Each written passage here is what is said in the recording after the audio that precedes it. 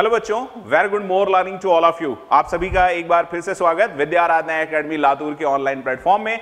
My name is M Shadab और बच्चों आज हम लोग बहुत ही अच्छा, बहुत ही इंपॉर्टेंट पेपर करने जा रहे हैं। सो फाइनली कल ये एग्जाम पूरी तरह से संपन्न हो गया है। आई होप आप सभी लोगों ने इसको बहुत अच्छे से सॉल्व किया होगा, क्योंकि जो पेपर था वो कैलकुलेशन थोड़ी सी थी, बहुत ही वैसी लेंदी कैलकुलेशन नहीं थी, बहुत ही ऐसा कि जिसको आपको कैलकुलेट करने में थोड़ी परेशानी हो ऐसा भी नहीं था, और बहुत ही अच्छा एक बैलेंस्ड पेपर था। और अगर आपने फंडामेंटल्स क्लियर होंगे और आपने प्रैक्टिस अच्छे से की होगी और अच्छे क्वेश्चंस की प्रैक्टिस की होगी, ये नहीं कि वो क्वेश्चंस आपने प्रैक्टिस किए जो बस आपको खुश करें और जिनको सॉल्व करके आपको अच्छा लगे और इजी बेसिक लेवल के क्वेश्चन, तो ऑब्वियसली ऐसे बच्चों को ये पेपर थोड़ा सा हार्ड लग सकता है। तो यहां पर मैं डिस्कशन करने जा रहा हूं, बात करने जा रहा हूं जेईई एडवांस के पेपर नंबर 2। तो पेपर नंबर 1 और पेपर नंबर 2 दोनों ही बैलेंस पेपर थे, और उसमें अगर आपने अच्छी प्रैक्टिस की है, सारे कंसेप्ट पढ़े हैं, कोई भी कंसेप्ट नहीं छोड़ा है, मतलब कुछ ऐसा होता है कि किसी कंसेप्ट का वेटेज आपको ज्यादा लगता है, किसी कंसेप्ट का वेटेज आपको कम लगता है, तो आप उस क्वेश्चन को छोड़ देते। जैसे 2-3 क्वेश्चन, एक क्वेश्चन जैसे पॉइंटिंग वेक्टर्स का आया, तो पॉइंटिंग वेक्टर्स बस आपने एक बार देखा और उसके क्वेश्चन नहीं करते हैं, उसको छोड़ देते, लेकिन उसका भी क्वेश्चन आया है। लेकिन क्वेश्चन काफी बेसिक लेवल के आए हैं। करीब 35% जो क्वेश्चन 35 से 40% था वो जेईई मेंस के लेवल का था, बस उसमें थोड़ा सा अपग्रेडेशन कर दिया गया था। तो पेपर को अगर देखा जाए तो पेपर बहुत ही अच्छा सा था। आपने अगर साल भर बहुत अच्छे से सिंसियरली मेहनत की होगी और सिंसियरली आपने जहां भी पढ़ रहे होंगे, जैसे भी पढ़ रहे होंगे, अपने सारे टेस्ट पेपर सॉल्व किए होंगे, सारे क्वेश्चंस पेपर सॉल्व किए होंगे, और उसके बाद आपने जो एक्सरसाइज है, क्वेश्चन की प्रैक्टिस है, अच्छे क्वेश्चन की प्रैक्टिस है, यहाँ पे बार बार मैं बोल रहा हूँ बच्चों, अच्छे क्वेश्चन की प्रैक्टिस अगर आपने की होगी तो ये क्वेश्चन पेपर आपको टफ नहीं लगेगा। जितने मार्क्स हमको चाहिए, मैं ये नहीं कह रहा हूं आप 100% सॉल्व करिए या 100% आपको सॉल्व करना चाहिए था, मेरा फोकस सिर्फ है कि आपको जो कट ऑफ चाहिए, जो सेलेक्ट होने के लिए, जो अच्छी सीट लाने के लिए, जो अच्छी रैंक्स लाने के लिए, जो अंडर 3000 रैंक लाने के लिए आपको चाहिए जितने मार्क्स, उतने मार्क्स आप इसमें बहुत ही अच्छे से, बहुत ही सिंपली इसको सॉल्व करके ला सकते हैं। तो चलिए इधर उधर की बात ना करते हुए, as I told you myself M Shadab, I been into teaching for JEE and NEET since last 15-16 years, and I taught and mentored more than 1 lakh students till now, online as well as offline in different all India platforms, right? So this is all about me.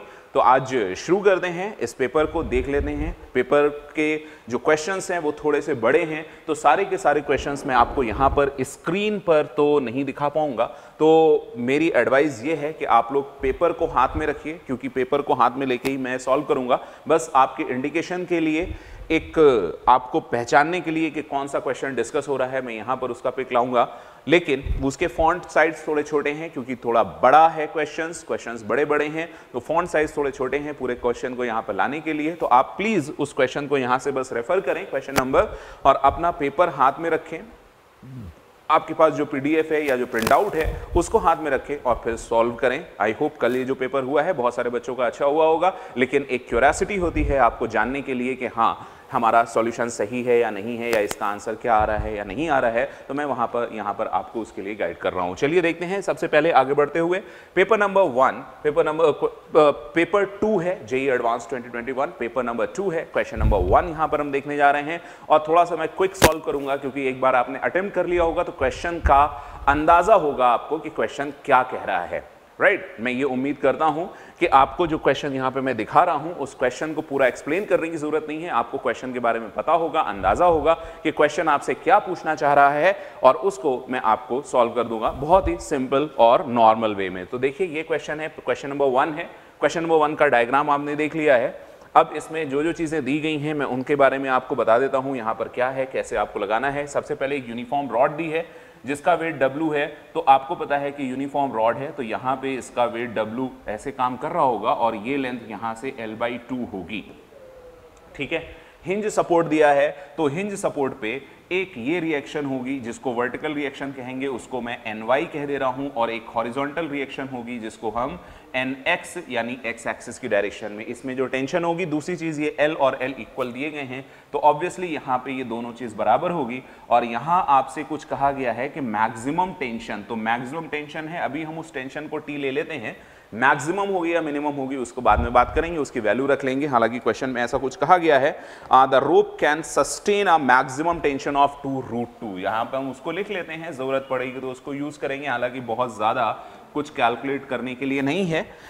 2√2W, ठीक है। तो अभी आपको ये simple सा question है और एक ये बेसिक लेवल का क्वेश्चन है। आपने प्रैक्टिस अगर की होगी तो जब भी आपने टॉर्क के क्वेश्चन की, टॉर्क बैलेंसिंग और रोटेशनल इक्विलिब्रियम और ट्रांसलेशनल इक्विलिब्रियम की प्रैक्टिस की होगी तो इस तरह के क्वेश्चंस आपने डेफिनेटली किए हैं, हर जगह करवाए जाते हैं, सारी बुक्स में है, तो इसमें कोई बिग डील नहीं है। अब मैं इसके कंपोनेंट कर देता हूं और कंपोनेंट करने के बाद फिर मैं आपको उसको बताऊंगा इसमें आपको करना क्या है। बहुत ही सिंपल सा है, पूछा क्या है ये आपको पता होगा। तो मैं डायरेक्ट इसके 45 के कंपोनेंट ले लेके यहाँ पे T/√2 और इसका जो इस डायरेक्शन में कंपोनेंट आएगा टेंशन का, दैट इज आल्सो T√2। तो इसमें क्या करना होगा, हमको रोटेशनल इक्विलिब्रियम भी देखना होगा और ट्रांसलेशनल इक्विलिब्रियम भी देखना होगा। रोटेशनल इक्विलिब्रियम जो हम लोग करते हैं, यहाँ पर एक W है और यहाँ पर जो है वो अल्फा W है, ऐसा दिया गया है। तो ये दोनों टॉर्क इसको नीचे ले जाने की कोशिश करेंगे, ये दोनों टॉर्क ऊपर ले जाने की कोशिश करेंगे, तो दोनों को बैलेंस होगा। इस पॉइंट के अबाउट टॉर्क ले रहे हैं तो सबसे पहले हम रोटेशनल इक्विलिब्रियम में टॉर्क अबाउट O लिखेंगे, उसको जीरो करेंगे। जीरो करने के लिए आपका जो T/√2 इसी से पास करेगा उसका टॉर्क जीरो होगा, NY का टॉर्क जीरो होगा, NX का टॉर्क जीरो होगा। जब भी हम टॉर्क लेते हैं हमेशा ऐसे पॉइंट के अबाउट लेते हैं जिसका टॉर्क ज्यादातर जीरो हो जाए। तो अब आप लिखेंगे भाई T/√2 और वहां से उसकी परपेंडिकुलर डिस्टेंस L है।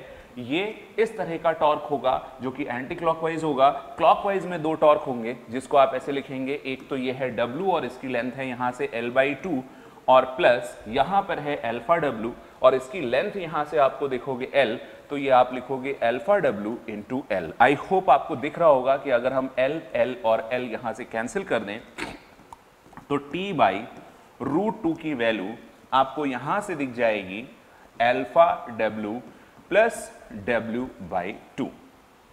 तो इसको इक्वेशन नंबर 1 लिख लेते हैं, जरूरत पड़ने पर हमें जहां पर यूज करना होगा वहां पर इसको यूज करेंगे। अब आप ऑप्शन पे आ जाइए। ऑप्शन में आपसे पूछा है the vertical component of reaction force at O does not depend upon alpha. Horizontal component of reaction force O is equal to W। Horizontal यानी NX और NY की बात की जा रही है, टेंशन की भी बात की जा रही है, और रोप ब्रेक हो सकती है अल्फा पर, तो वो हम Tmax निकाल के देखेंगे। अभी आपने ये रोटेशनल इक्विलिब्रियम लगा लिया। अब आप देखते हैं कि वर्टिकल इक्विलिब्रियम देखें तो वर्टिकल इसमें डाउनवर्ड जो फोर्सेस लग रहे हैं और अपवर्ड फोर्सेस लग रहे हैं, वहां पर हम इसको सॉल्व कर सकते हैं।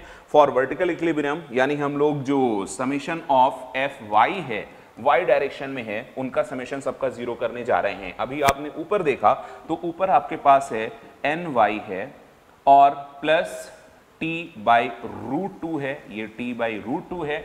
ये ऊपर की तरफ फोर्सेस लग रहे हैं और नीचे की तरफ जो फोर्स लग रहा है बच्चों उसको आप कह रहे हैं alpha W plus of W। अगर हम यहां से T/√2 है, let me change the colour change करके आपको वैल्यू रख के दिखा रहा हूं।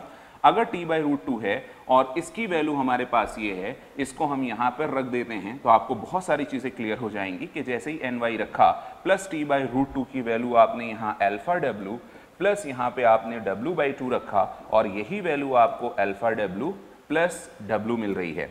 तो अल्फा W और अल्फा W कैंसिल हो रहा है और अब आपको दिख रहा है कि NY की कैलकुलेशन में अल्फा का कोई रोल नहीं है। तो आई होप आपको ये समझ में आ गया कि ऑप्शन नंबर A बिल्कुल सही है। तो यहां पर ऑप्शन A लिख के उसको करेक्ट कर देते हैं, क्योंकि ऑप्शन A में आपसे यही कहा गया है vertical component of reaction force at O does not depend alpha. तो यहां पर हम आपको W2 को उधर ले जाते हैं, आपको दिखा देते हैं कि NY की वैल्यू आएगी W/2। तो यहां पर हमको NY की वैल्यू मिल चुकी है और जो अल्फा पर डिपेंड नहीं कर रही है। आई होप ये बात आपको समझ में आई। दूसरे ऑप्शन को देखते हैं, horizontal component of the reaction force O equal to W for alpha is equal to 0.5। तो फिर से एक बार मैं यहां पर चेंज करता हूं। हॉरिजॉन्टल कंपोनेंट के लिए आप हॉरिजॉन्टल फोर्सेस को बराबर करेंगे। यहां से आपको हॉरिजॉन्टल दिख रहा है सिर्फ NX और वहां पे आपको सिर्फ दिख रहा है T/√2। तो आप हॉरिजॉन्टल कंपोनेंट के लिए NX और यहां पर इसको इक्वल कर रहे हैं T/√2 के। ठीक है, वेरी गुड। अब मैं क्या कर रहा हूं, आपने यहां से जो NY की वैल्यू है वो W/2 है, यहां T/√2 है। अगर T/√2 है तो T की वैल्यू यहां पे आप अल्फा प्लस अल्फा/2 रख सकते हैं, यहां T/√2 की वैल्यू सीधे। तो NX की वैल्यू आपको क्या मिली है, ये T/√2 है, इसको आपने रखा अल्फा W और प्लस W/2। ये nx की वैल्यू आ गई है और वो भी w के टर्म्स में। तो जो बी ऑप्शन है बच्चों, ध्यान से देखेंगे, ए ऑप्शन करेक्ट हो चुका है। बी ऑप्शन में कह रहा है the horizontal component of reaction force at O is equal to W for alpha 0.5। Alpha 0.5 का मतलब है 1/2। तो जैसे ही आप यहां पे अल्फा को 0.5 मतलब के 1/2 रखोगे तो 1/2 plus 1/2 is equal to alpha को 1/2 रखने पर nx की वैल्यू आपकी w आ जाती है। तो यहां से एक और ऑप्शन यानी कि बी ऑप्शन भी आपका बिल्कुल करेक्ट हो जाता है। मल्टीपल है इसलिए आपको सारे ऑप्शन देखने पड़ेंगे। The tension in the rope is 2w for alpha. Tension in the rope, तो टेंशन देख लेते हैं। तो टेंशन की वैल्यू आप यहां पे देख रहे हो, अगर अल्फा की वैल्यू आपने 0.5 कर दी तो यहां 0.5, तो यहां पे कितना आ जाएगा, ये पूरी वैल्यू आ जाएगी। इस पूरी वैल्यू को यहां पे आप क्या कर सकते हो, या ऐसे देख लो कि t की वैल्यू, अल्फा की वैल्यू 0.5 जब आपने रख दी है तो wi है और यहां से रिलेशन है √2 nx, यानी t की वैल्यू अल्फा 0.5 के लिए √2w आएगी ना कि w, जबकि ऑप्शन नंबर सी में कह रहा है 2w और आ कितनी रही है, t और nx में रिलेशन है √2 nx, अल्फा 1/2 रखा यानी 0.5 तो हमारा पर w आया यानी √2w आ रही है, मतलब कि सी ऑप्शन हमारा गलत हो जाता है। तो इस सी ऑप्शन को गलत करते हैं।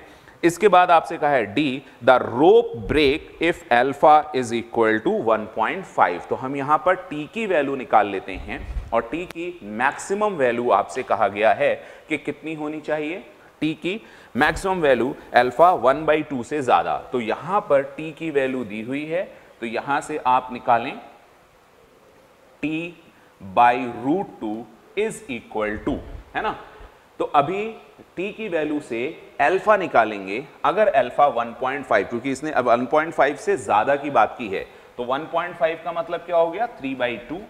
3/2 का मतलब क्या हो गया, यहां पर 3/2 और यहां 1/2, तो 3/2 1/2 यानी कि 2 ओमेगा और यहां t की वैल्यू हो जाएगी 2√2w। तो 2√2w कब आ रहा है, जब हमने अल्फा को 1.5 लिया हुआ है और यही इसकी मैक्सिमम टेंशन है। अगर अल्फा की वैल्यू हम 1.5 से ज्यादा करेंगे तो ये टेंशन इससे ज्यादा होगी और ये टूट जाएगी। इसका मतलब जो ऑप्शन नंबर डी है वो भी हमारा करेक्ट हो गया। तो आई होप आपको ये बात समझ में आ गई। ए, बी और डी इसके करेक्ट आंसर हैं। तो ए करेक्ट है, बी करेक्ट है, सी इनकरेक्ट है और डी करेक्ट है। तो आई होप आपको ये क्वेश्चन पूरी तरह से क्लियर हो गया होगा। Question number 1 we have just completed, right. आगे बढ़ते हैं अगले क्वेश्चन में, बहुत ही तेजी से देखते हैं। बहुत ही फंडामेंटल क्वेश्चन है, बेसिक सा क्वेश्चन है और इस बेसिक से क्वेश्चन में अगर आपको बेसिक चीजें पता हैं तो बहुत आसानी से सॉल्व हो जाएगा। क्वेश्चन आपसे क्या कह रहा है, एक बार आप देख सकते हैं। आ सोर्स अप्रोचिंग विद स्पीड, यहां पर आपके सामने लिखा हुआ है और ये सोर्स है। पहले मैं डायग्राम बना देता हूं, डायग्राम बना के सब कुछ सॉल्व हो जाएगा। एंड सोर्स इज अप्रोचिंग, उसके लिए स्पीड दी हुई है, ये है ना, ये सोर्स है तो इसकी स्पीड vs और उस स्पीड को u कहा है। यहां पर एक क्लोज्ड पाइप है, ऐसा बोला गया है स्टेशनरी क्लोज पाइप और इस क्लोज पाइप की लेंथ दी हुई है l। हालांकि लेंथ से कुछ लेना देना नहीं है, फिर भी दिया है तो हम लोग लिख लेते हैं।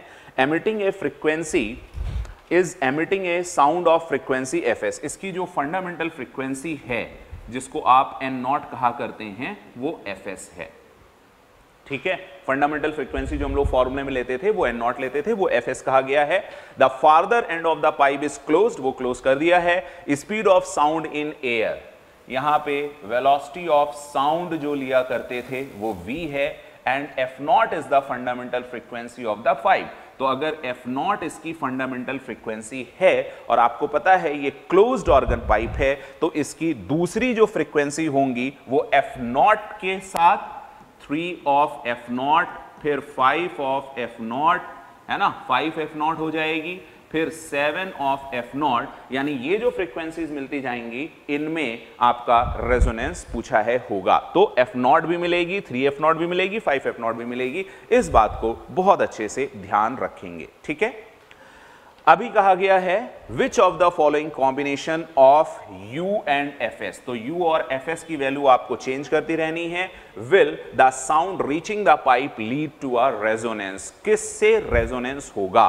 तो पहले हम तो इसमें रिलेशन निकाल लेते हैं। तो ये सोर्स हो गया, ये ऑब्जर्वर की तरह अगर हम यहां पे देखें तो इसको ऑब्जर्वर देखें, है ना, ऑब्जर्वर O की तरह बिहेव करें, और यहां पे इसकी जो फ्रीक्वेंसी पहुंच रही है उसको एन डैश कहें। तो आपको पता है डॉपलर इफेक्ट का बिल्कुल बेसिक सा concept, N dash is equal to N naught, और यहां होता है V minus VO divided by V minus VS। ये आपको एक फंडामेंटल फॉर्मूला पता है जिसमें जो सोर्स है वो ऑब्जर्वर की तरफ भागता है, ऑब्जर्वर आगे आगे भाग रहा है, सोर्स उसके पीछे पीछे भाग रहा है दौड़ता हुआ, और उस केस में यहां पर ये फॉर्मूला अप्लाई होता है। आपके केस में एन डैश आपको फाइंड आउट करना है, और अगर एन डैश इनमें से किसी के इक्वल होगा तो यहां पर रेजोनेंस होगा। अभी एन नॉट की वैल्यू आपसे कही गई है Fs, V velocity of sound आपसे कहा गया है V, और जो ऑब्जर्वर की स्पीड है वो है 0, और यहां पर है V माइनस जो इसकी स्पीड है, सोर्स की स्पीड है, वो है यहां पर ऐसे दिया गया है U। तो बस इसी के टर्म्स में हमको निकालना है। फंडामेंटली जो फॉर्मूला है N dash is equal to Fs, और ये आएगा V माइनस U। बस इसी को चेक करते जाना है, इसी से आपके सारे आंसर वेरीफाई होते जाएंगे, कैलकुलेट होते जाएंगे कि इसमें कहां कहां पे आपको कौन कौन से आंसर मिलने वाले हैं। तो अब देखिए, मैं ए ऑप्शन को चेक करने के लिए क्या कर रहा हूं, ए ऑप्शन में एन डैश निकालना है।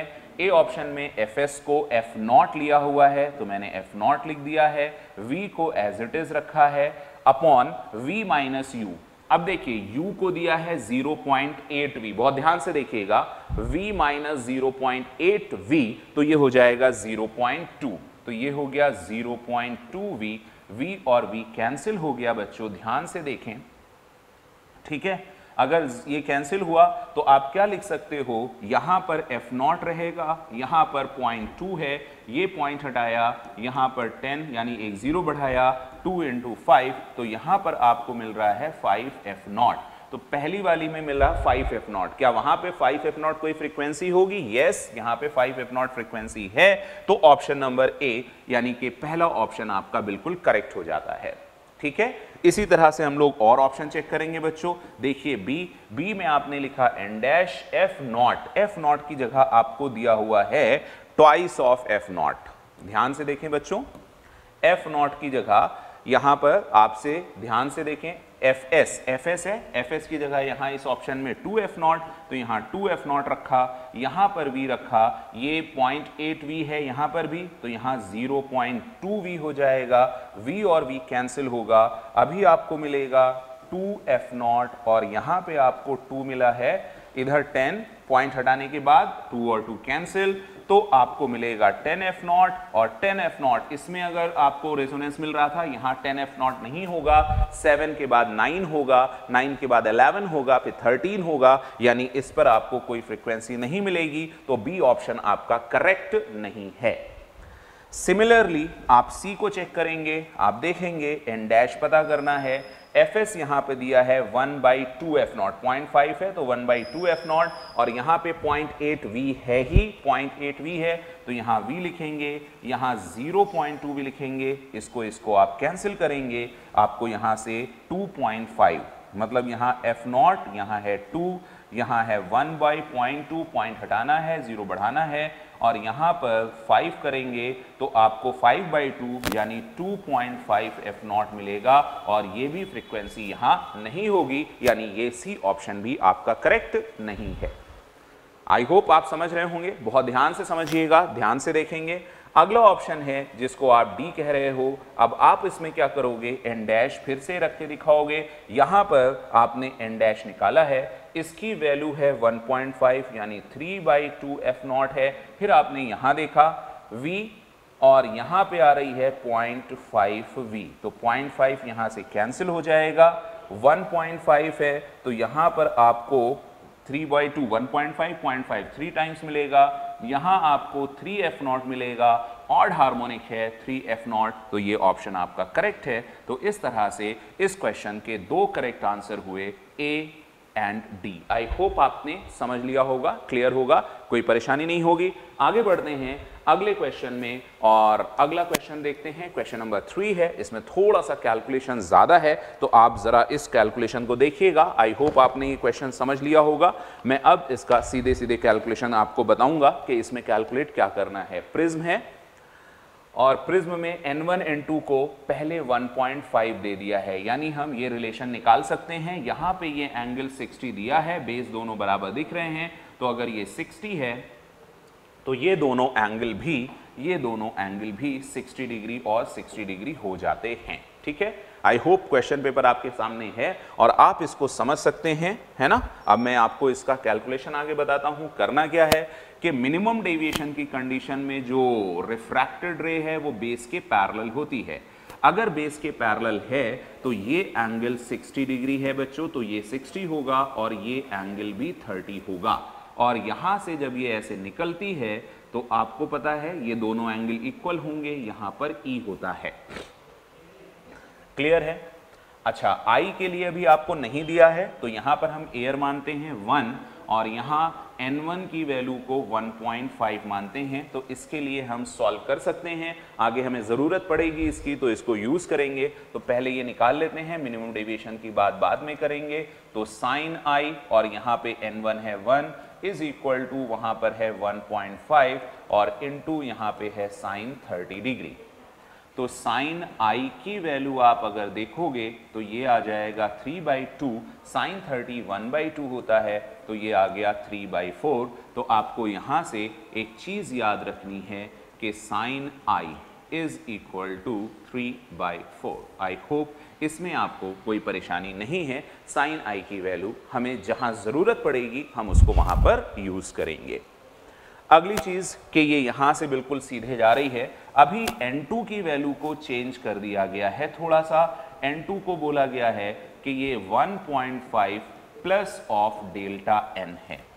अगर हम इसको थोड़ा सा चेंज कर देते हैं, थोड़ा सा आगे कर देते हैं, तो क्या चेंज आएगा, यहाँ पे इसकी वैल्यू थोड़ी सी बढ़ जाएगी, इधर वाली वैल्यू जो होगी वो भी थोड़ी सी बढ़ेगी, यानी e प्लस समथिंग आ जाएगा। राइट, चलिए अब मैं इस पर्टिकुलर पॉइंट पे अप्लाई करता हूं। इस पर्टिकुलर पॉइंट पे, ये वाला पॉइंट है, इस पर्टिकुलर पॉइंट पे साइन जो स्नेल्स लॉ है उसको अप्लाई करते हैं। जरूरत पड़ेगी तो हम लोग देखेंगे। यहां पे ये एंगल 30 होगा क्योंकि सिमेट्रिसिटी है। ठीक है, तो वहां पे अभी कलर चेंज करके मैं करता हूं, ध्यान से देखें बच्चों। यहां पर n2, अब मैं इस पॉइंट पे, ये वाला जो पॉइंट है ना, सपोज B पॉइंट है, इसको B पॉइंट पे मैं स्नेल्स लॉ लगा रहा हूं, तो n2 इंटू यहां पे हो गया बच्चों साइन 30 इज इक्वल टू, बाहर एयर है तो उसका रिफ्रैक्टिव इंडेक्स 1 ले रहे हैं, और यहां हो गया है ये साइन और इधर हो गया है E plus delta E।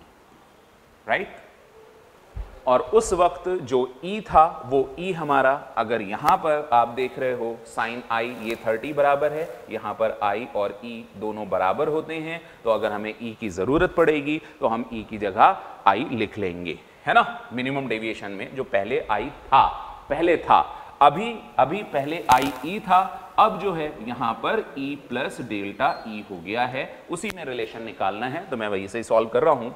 n2 की वैल्यू क्या है, n2 की वैल्यू बच्चों दी हुई है, देखो 1.5 प्लस डेल्टा n। साइन 30 की वैल्यू 1/2 है, इसको हम 1 रखते हैं। इसको अगर देखा जाए साइन E, इसमें हम फॉर्मूला लगाते हैं साइन A प्लस B का, sine A plus B, sine A cos B plus cos A sine B, और कॉस की ज़रूरत पड़ेगी तो हम वहाँ से वैल्यू रखेंगे।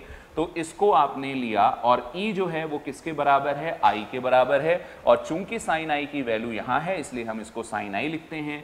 यहाँ लिखेंगे sine A cos E plus cos A, है ना, और साइन डेल्टा E। अब एक चीज आपको पता होगी कि जब एंगल बहुत छोटा होता है, एंगल बहुत छोटा होता है, तो कॉस थीटा 1 हो जाता है और साइन थीटा थीटा होता है, क्योंकि यहां पर आपको दिया गया है कि delta E is delta N very very small है, तो ऑब्वियसली डेल्टा ई भी बहुत छोटा होगा, तो हम उसी के टर्म्स में लेके चलेंगे आपको।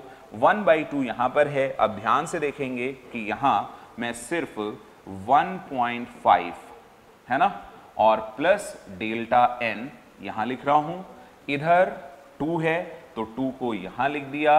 अभी मैंने क्या किया, साइन आई की वैल्यू यहां है और साइन आई की वैल्यू आपने यहां 3/4 लिख ली है। कॉस डेल्टा ई, क्योंकि अगर डेल्टा ई बहुत छोटा है तो कॉस डेल्टा ई की वैल्यू हम 1 मान सकते हैं, प्लस कॉस आई अभी आपको पता नहीं है तो अभी हम कॉस आई की वैल्यू निकाल देंगे, और साइन आई, तो कॉस आई की वैल्यू कैसे निकालते हैं एक बार निकाल लें। Cos i is equal to root of 1 minus sine square i, तो root of 1 minus sine square i है, ध्यान से देखो ये 9/16 है, तो ये हो जाएगा रूट 16 माइनस 9, 16 माइनस 9 7 और ये 16, तो ये वैल्यू हो जाएगी रूट 7 डिवाइडेड बाई 4। ध्यान से देखें ये हो गया है रूट 7 डिवाइडेड बाई 4, और इधर साइन डेल्टा ई ये सिर्फ और सिर्फ डेल्टा ई रहेगा। ठीक है, आई होप ये सारी बात समझ में आ रही है। अभी देखिए ये हुआ 1.5 प्लस डेल्टा एन, थोड़ी सी कैलकुलेशन है, 2 का यहां मल्टीप्लाई करेंगे ये 3/2 होगा, प्लस 2 यहां पे जाएगा, तो रूट 7 डिवाइडेड बाई 2 इसकी वैल्यू डेल्टा ई होगी, ये और ये सीधे कैंसिल हो रहा है, तो डेल्टा एन की वैल्यू, आपको डेल्टा एन चाहिए या डेल्टा ई चाहिए, डेल्टा ई की वैल्यू आप देखेंगे तो root 7 divided by 2 into delta E. अब इससे कुछ रिलेशन निकलेगा, अब हम ऑप्शन को देखते हैं। इन सारी चीजों को तो सॉल्व करके हम लोग यहां पर आ चुके हैं। पहला ऑप्शन कह रहा है the value of delta E is greater than that of delta N, greater that of delta N. तो यहां पे मैं क्या कर रहा हूं, इसको ऐसे लिख रहा हूं, delta E is equal to, ये ऊपर चला जाएगा 2 और ये आ जाएगा रूट 7 और इधर से आ जाएगा डेल्टा एन। ठीक है, क्लियर है। पहले ने कहा है, आपसे पूछा गया है which statement or statements are or is correct, the value of delta E is greater than of delta N, जबकि यहां पर ये वैल्यू जो है वो अगर ये 4 होता, मान लो रूट 7 है ना, तो रूट 7 के बाद कितना होता है 9, तो ये वैल्यू 3 आ जाती, और यहां है 4, तो 4 से ज्यादा, यानी रूट 7 की वैल्यू 2 से ज्यादा होगी। अगर 2 से ज्यादा होगी तो ये वैल्यू 1 से कम होगी, 1 से कम होगी तो डेल्टा ई, ये क्लियर हो गया यहां से, will be less than delta N, यानी पहला ऑप्शन ए ऑप्शन जो है वो गलत हो गया, क्योंकि उसने कहा था ज्यादा होगी। Delta is proportional to delta N, तो डेल्टा ई डेल्टा एन के प्रोपोर्शनल है, तो बी ऑप्शन यहां से आप देख रहे हो तो ये पूरी तरह से सही होता है। Delta E lies between 2 and 3, जब आप डेल्टा ई की वैल्यू यहां से निकालोगे और इसको देखोगे, इसको सॉल्व करोगे, तो डेल्टा एन की वैल्यू 2.8 रखने के बाद ये 2 और 3 के बीच में आएगा, यानी सी ऑप्शन भी बच्चों यहां से करेक्ट होता है। आपको यहां से सॉल्व करना पड़ेगा, थोड़ी सी मैथमेटिकल कैलकुलेशन है, और डी अगर सी सही हो जाता है तो डी नहीं, सी वाला क्योंकि मैंने कैलकुलेट किया हुआ है तो उसकी वैल्यू जो है वो 2.8 के आसपास आती है, लगभग 2.4 के आसपास आती है, तो वो 2 और 3 के बीच में है। जब आप डेल्टा एन 2.8 इंटू 10⁻³ रख देंगे तो आपको ये आंसर मिल जाएगा, और इस तरह से इस क्वेश्चन में सी और डी गलत हो जाएगा बच्चों, तो इसके करेक्ट ऑप्शन होंगे B and C. I hope ये बात आपको समझ में आ गई है ना। Question number 3 okay.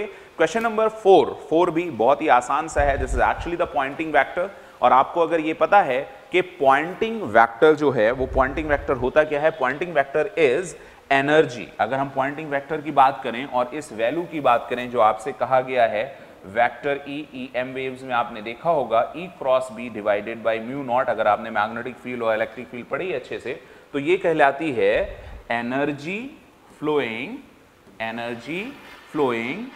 पर unit time per unit cross sectional area. तो एनर्जी पर यूनिट टाइम तो पावर, तो एक ऑप्शन तो आपको यहां से मिल गया कि पर unit time per unit area. ठीक है, अभी आप पावर को आप चेंज कर सकते हो, एनर्जी चार्ज करंट में नहीं मिलेगा। अभी हम यहां पे पावर को चेंज करते हैं energy force into displacement. Energy को ऐसे लिख लें फोर्स इंटू डिस्प्लेसमेंट, तो यहां टाइम हो जाएगा, यहां एरिया आ जाएगा, है ना। तो अभी एरिया को L इंटू एल लिखोगे तो एक L इससे कैंसिल होके L आ जाएगी, तो फोर्स लेंथ इंटू टाइम, यानी ये वाला ऑप्शन भी हमको करेक्ट मिल रहा है। और यहां एनर्जी अगर पर यूनिट टाइम एरिया है तो एनर्जी सेम रहेगी, तो चार्ज इंटू करंट यानी Q और I, तो ये T के बराबर नहीं होगा, इसी तरह से ये नहीं होगा, यानी यहां पर आपको करेक्ट ऑप्शन मिलेंगे B और C। तो ये बिल्कुल बेसिक सा जेई मेन लेवल का क्वेश्चन था। जैसे मैंने कहा कि करीब 35% तक आपका जेई मेन लेवल के क्वेश्चन थे, वो आपको यहाँ पे देखने को मिलेंगे। ये उन्हीं में से एक क्वेश्चन है। क्वेश्चन नंबर 4 हम लोग कर चुके हैं। आगे बढ़ते हैं बच्चों, क्वेश्चन नंबर 5 पे चलते हैं। क्वेश्चन नंबर 5 भी एक सिंपल सा लेकिन थोड़ा सा सोचने वाला क्वेश्चन है। अगर आपने मॉडर्न फिजिक्स को बहुत अच्छे से किया हुआ है, बहुत अच्छे से पढ़ा हुआ है, तो आपको सारी चीजें समझ में आती हैं। यहां पर आपसे क्या कह रहा है, ध्यान से देखो, हैवी न्यूक्लियस, यहां पे आपको इसमें दिखेगा नहीं तो मैं यहां से पढ़ना शुरू करता हूं। Heavy nucleus n at rest, अगर एट रेस्ट है तो इसका मतलब आपका इनिशियल मोमेंटम 0 है और फिर फाइनल मोमेंटम भी स्प्लिट होने पे 0 होना चाहिए। तो मोमेंटम कंजर्वेशन तो लगने वाला है, पहली लाइन से आपको समझ में आ गया। अभी कह रहा है कि n p q में, यहां पर एक n है, ये P और Q दो न्यूक्लियस में स्प्लिट होता है। P and Q are 2 lighter nuclei और डेल्टा इनका मास डिफेक्ट है। देखो मास ऑफ n माइनस इन दोनों से कर दिया, इसका मतलब जो डेल्टा m है, जिसको हम लोग किस नाम से जानते हैं, ऐसा होने पे न्यूक्लियर रिएक्शन होने पे ये मास डिफेक्ट होता है। मास डिफेक्ट को इन्होंने इस डेल्टा से शो किया है, तो इसको हम लोग डेल्टा मान रहे हैं। और जो मास डिफेक्ट होता है, आपको पता है एनर्जी कंजर्वेशन से जब न्यूक्लियर रिएक्शन होती है तो मास एनर्जी में कन्वर्ट होता है ना, मास एनर्जी इक्विवेलेंस, राइट। तो यहां पर ये जो मास है ये डेल्टा और इनटू मास, जो भी स्पीड ऑफ लाइट है, इसका स्क्वायर, इतनी एनर्जी, ये एनर्जी जनरेट होगी और ये एनर्जी किस में जाएगी, ये एनर्जी काइनेटिक एनर्जी में जाएगी। आगे देखते हैं, इतना तो यहां से बोल दिया गया। All the masses of P and Q respectively, और EP एंड EQ, अच्छा इसकी काइनेटिक एनर्जी भी दी है, EP एंड EQ। P की काइनेटिक एनर्जी है EP और Q की काइनेटिक एनर्जी है EQ। बहुत अच्छी बात है। The kinetic energies of P and Q respectively, the speeds of P and Q। Okay, तो मोमेंटम भी हम कंजर्व कर लेंगे। तो यहां पे अगर ये इनिशियल मोमेंटम है और उसका आप देखोगे 0 था, तो फाइनल भी 0 होना चाहिए, यानी इन दोनों के लीनियर मोमेंटम अपोजिट डायरेक्शन में होंगे और मैग्नीट्यूड इक्वल होंगे। अगर मोमेंटम कंजर्व करें तो mass of P into velocity of P equal होगा mass of Q into velocity of Q। क्या ऐसा कहीं कुछ पूछा है? हाँ, शायद C में तो लग रहा है। और देख लेते हैं MP इंटू VP MP, तो एक तो ये बिल्कुल करेक्ट होगा C ऑप्शन। बाकी देखते हैं दूसरा क्या कह रहा है। दूसरा कह रहा है कि जो काइनेटिक एनर्जी है, इसकी काइनेटिक एनर्जी और इसकी काइनेटिक एनर्जी, जो भी एनर्जी निकल रही है, मिल रही है, क्योंकि पहले वो रेस्ट में था, अब दोनों मूव करने लगे, यानी उनको काइनेटिक एनर्जी मिली। अब जो काइनेटिक एनर्जी उनको मिली है बच्चों, वो कहां से मिली होगी? कहां से मिली होगी? जो मास डिफेक्ट हुआ है, तो मास डिफेक्ट से एनर्जी जो प्रोड्यूस हो रही है वो, और जो काइनेटिक एनर्जी है ये, इसका मतलब ये वाला ऑप्शन भी बिल्कुल करेक्ट है। तो A और B बिल्कुल करेक्ट हो गए। हो सकता है C भी करेक्ट हो या D भी करेक्ट हो। अच्छा, इस टोटल एनर्जी में काइनेटिक एनर्जी, अब देखो टोटल एनर्जी जो है वो डिस्ट्रीब्यूट हो रही है दो मासेस में।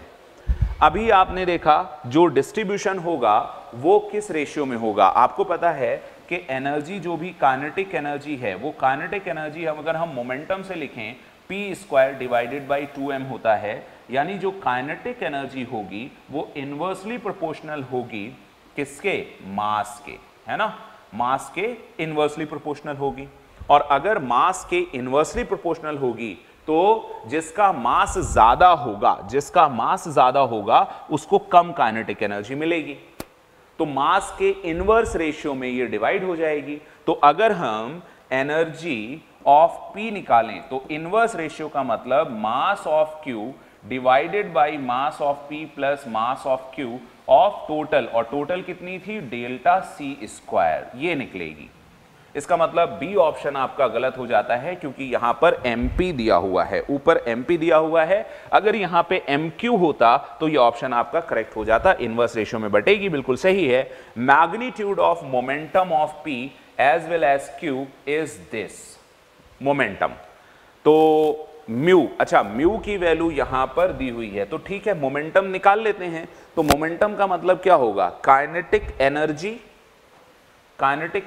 Into 2m। अगर आप किसी का भी काइनेटिक एनर्जी देखें, जैसे मैंने काइनेटिक एनर्जी P की देखी है तो यहां डेल्टा इंटू C² हुआ है ना, और दोनों का मोमेंटम बराबर है। तो अगर हम मोमेंटम निकालें तो वो हो जाएगा मास of P into energy of P। तो मास ऑफ P ये काम आ जाएगा, है मास ऑफ P यहां है, एनर्जी ऑफ P को आप यहां लिखोगे बेटा mq divided by mp plus mq, और यहां से डेल्टा C², तो C बाहर आ जाएगा और ये जो चीज है वो म्यू के बराबर है ना, ये जो चीज है म्यू के बराबर है। इसका मतलब ये वाला ऑप्शन भी हमारा बिल्कुल करेक्ट है। तो इसके जो ऑप्शन आएंगे बच्चों A, C, D are the exactly correct option. A, C, D are exactly correct option, और आपको यही मजा आ गया। क्वेश्चन नंबर 5 हो गया। आई होप बहुत ही आसान सा था। आगे चलते हैं, इसमें आपको कुछ चीजें दी हुई हैं। ये क्वेश्चन नंबर 6 है और देखते हैं क्वेश्चन नंबर 6 में क्या है। 2 concentric loops, 1 of radius r, सामने क्वेश्चन आपको लिखा हुआ है, मैं इधर से पढ़ रहा हूं। 2 कॉन्सेंट्रिक, और आपके पास भी अपना जो पेपर होगा उससे देखिए, 2 कॉन्सेंट्रिक लूप हैं। इससे यहाँ I2 है, शायद I2 के रिलेशन में दिया हुआ है कि that I2 is greater then twice of I1, that I2 is greater then twice of I1, ठीक है। और B ये X है और Y है, तो किसी पर्टिकुलर पोजीशन पर अगर देखें तो X और Y एक पॉइंट है और यहां से ये रेडियस R है। तो जो रेडियस R है, क्योंकि इसके भी सिमेट्रिक है और इसके भी सिमेट्रिक है, दोनों में अलग अलग मैग्नेटिक फील्ड्स हैं, अलग अलग मैग्नेटिक फील्ड्स हैं। इसको अगर हम 1 कहें और इसको 2 कहें तो जो B1 मैग्नेटिक फील्ड होगी, राइट हैंड से आप देखोगे B1, तो B1 आउटवर्ड होगी, और अगर आप B2 देखोगे तो B2 इनवर्ड होगी। तो दोनों अपोजिट डायरेक्शन में हैं, तो दोनों का रिजल्टेंट हम चेक करेंगे, राइट। अब ऑप्शन देख लेते हैं, सिचुएशन तो आपको समझ में आ गई है। पहला ऑप्शन कह रहा है BXY is perpendicular to XY plane at any point in the plane. बिल्कुल सही है, चाहे वो अंदर हो चाहे बाहर हो। यहां से मैग्नेटिक फील्ड निकल के परपेंडिकुलर इनवर्ड जाएंगी और दूसरे वाले की परपेंडिकुलर आउटवर्ड जाएंगी। मैग्नीट्यूड कुछ भी हो, लेकिन आप रिजल्टेंट निकालोगे तो वो परपेंडिकुलर आने वाला है। तो ए ऑप्शन आपका यहां से पूरी तरह से करेक्ट हो जाता है। आई होप इसमें कहीं कोई दो राय नहीं होगा। बी, अच्छा मैग्नीट्यूड, मॉड ऑफ BXY, किसी x पॉइंट पे अगर मॉड निकालें, depends on XY only through R radial distance. बिल्कुल सही है, क्योंकि अगर आप यहां से देखो, इस पॉइंट के ये रिंग सिमेट्रिक है, इस पॉइंट के ये रिंग भी सिमेट्रिक है, और ये r डिस्टेंस भी इस पर्टिकुलर पॉइंट की अगर सिमेट्रिक है, तो इस r डिस्टेंस पर जितने भी पॉइंट होंगे, r डिस्टेंस पर जितने भी पॉइंट होंगे वो भी इसी पॉइंट के सिमेट्रिक होंगे।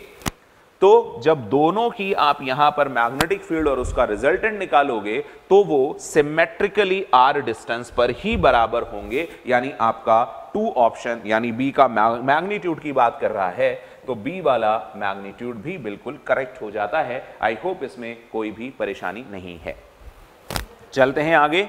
कह रहा है कि R less than capital R, R less than का मतलब है ये डिस्टेंस अगर आपकी R है तो इसके बीच में अब अगर हम ध्यान से देखें कि इसके अंदर मैग्नेटिक फील्ड आउटवर्ड है और इसकी वजह से मैग्नेटिक फील्ड इनवर्ड है ना।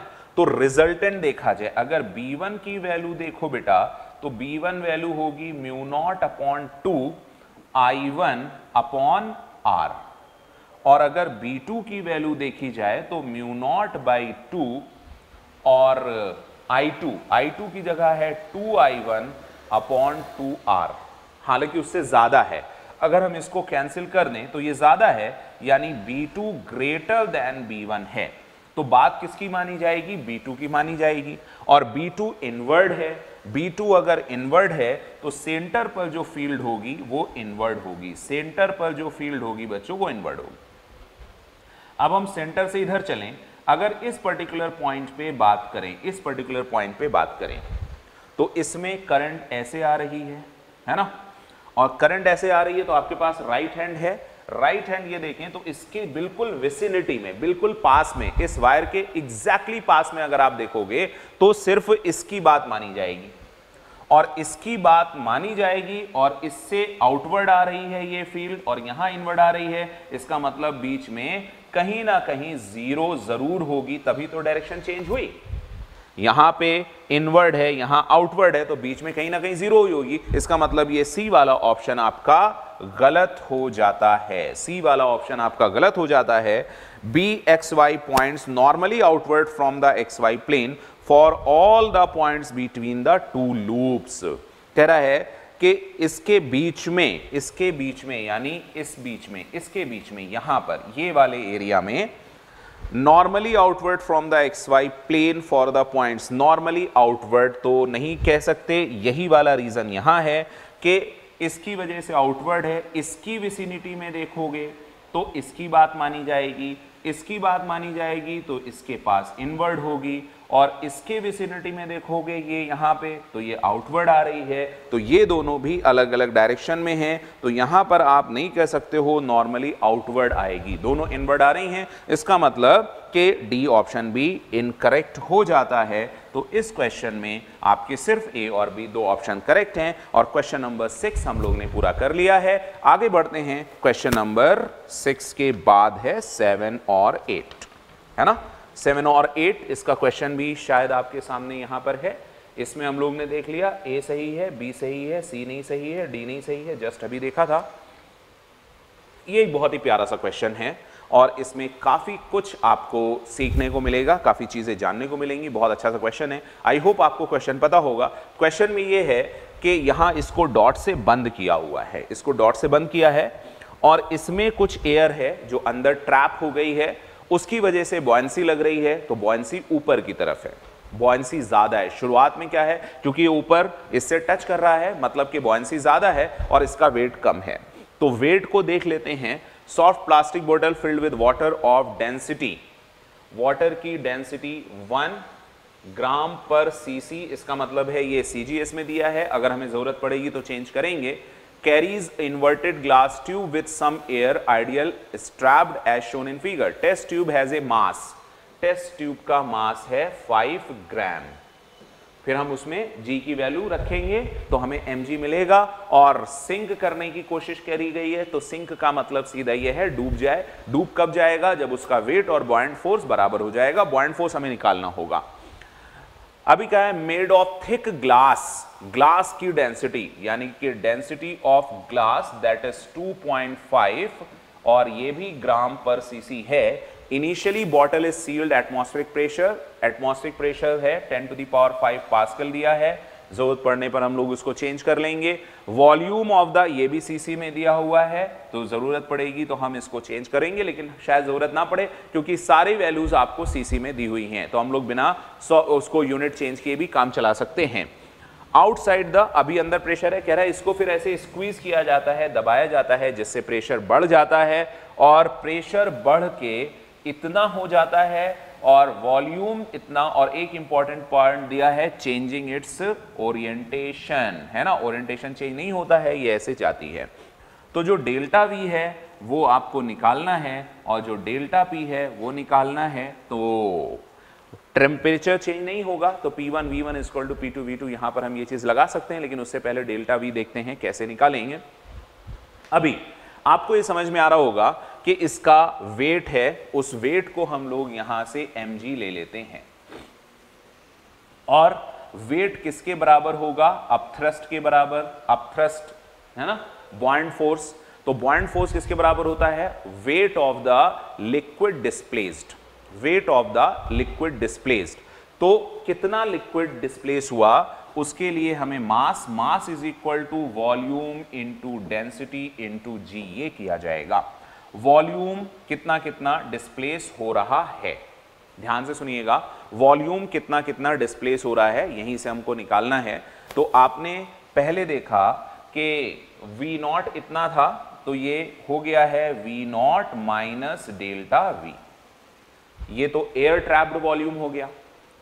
फिर और एक वॉल्यूम है जो आपने, जो ग्लास है, उस ग्लास ने भी कुछ वाटर, जो ग्लास है, क्योंकि यहां बोला गया है थिन नहीं बोला गया है, यहां कहीं से बोला गया था thick, has mass made of thick glass, ये थिक ग्लास है, तो इसने भी चेंज किया होगा। तो वॉल्यूम क्या होता है? मास इज इक्वल टू, आप डेंसिटी निकालेंगे तो volume into density, mass is equal to volume into density. यहां पे आप देखो फॉर्मूला हम लोग mass is equal to volume into density, तो आपको यहां से चाहिए volume, volume is equal to आप मास अपॉन डेंसिटी। तो इसका मास है 5 ग्राम और इसकी डेंसिटी है सीसी में 2.5। तो यहां पे हम लोग इसको ऐसे ही रखते हैं और इनटू यहां पे जी करते हैं। अब ये जो अपथ्रस्ट होगा, ध्यान से देखना बच्चों, ये जो अपथ्रस्ट होगा वो अपथ्रस्ट किसके इक्वल होगा? वो अपथ्रस्ट इक्वल होगा जो इसका वेट है। वेट कितना हो जाएगा? अगर हम ग्राम में ही रखेंगे, यूनिट चेंज नहीं करेंगे, तो 5g। यहां पे कुछ चीजें कैंसिल आउट होंगी तो हम उनको कैंसिल आउट कर देते हैं, जैसे ये g से g कैंसिल होगा, यहां से 2.5 यहां 2 हो जाएगा। अब मैं सीधे इसको बराबर कर रहा हूं, यहां पे cc में है तो इसको 3.3 माइनस डेल्टा V और प्लस यहां पे 2 है इज इक्वल टू 5 आया है, तो 3.3 और इधर से आ जाएगा माइनस V नॉट। 1 सेकेंड बच्चों, इसको अभी मैं इधर ले आता हूं, ध्यान से देखिएगा, ये उधर जाएगा तो 3 होगा, तो 3.3 minus delta V is equal to 3, तो डेल्टा V की वैल्यू आ जाती है 0.3 cc, है ना। तो शायद आपसे एक चीज यहीं से cc में ही पूछा गया है, तो x का आंसर आ जाता है 0.3। तो शायद एक क्वेश्चन आपसे यही पूछा गया था, that is the value of x is 0.3, तो एक ऑप्शन यहां पे खत्म हो जाता है। क्लियर? अभी दूसरा कहा गया कि जब हम इसको स्क्वीज करते हैं, वॉल्यूम चेंज होता है, तो ये इतना फास्ट होता है कि टेम्परेचर चेंज नहीं होता, तो इसको हम लोग आइसोथर्मल प्रोसेस मान सकते हैं। अब आइसोथर्मल प्रोसेस है, तो आइसोथर्मल प्रोसेस में हम ये कह सकते हैं, सेम चीज़ है क्या? नहीं, ये दूसरा क्वेश्चन है, चलिए यहीं पे चेंज कर देते हैं।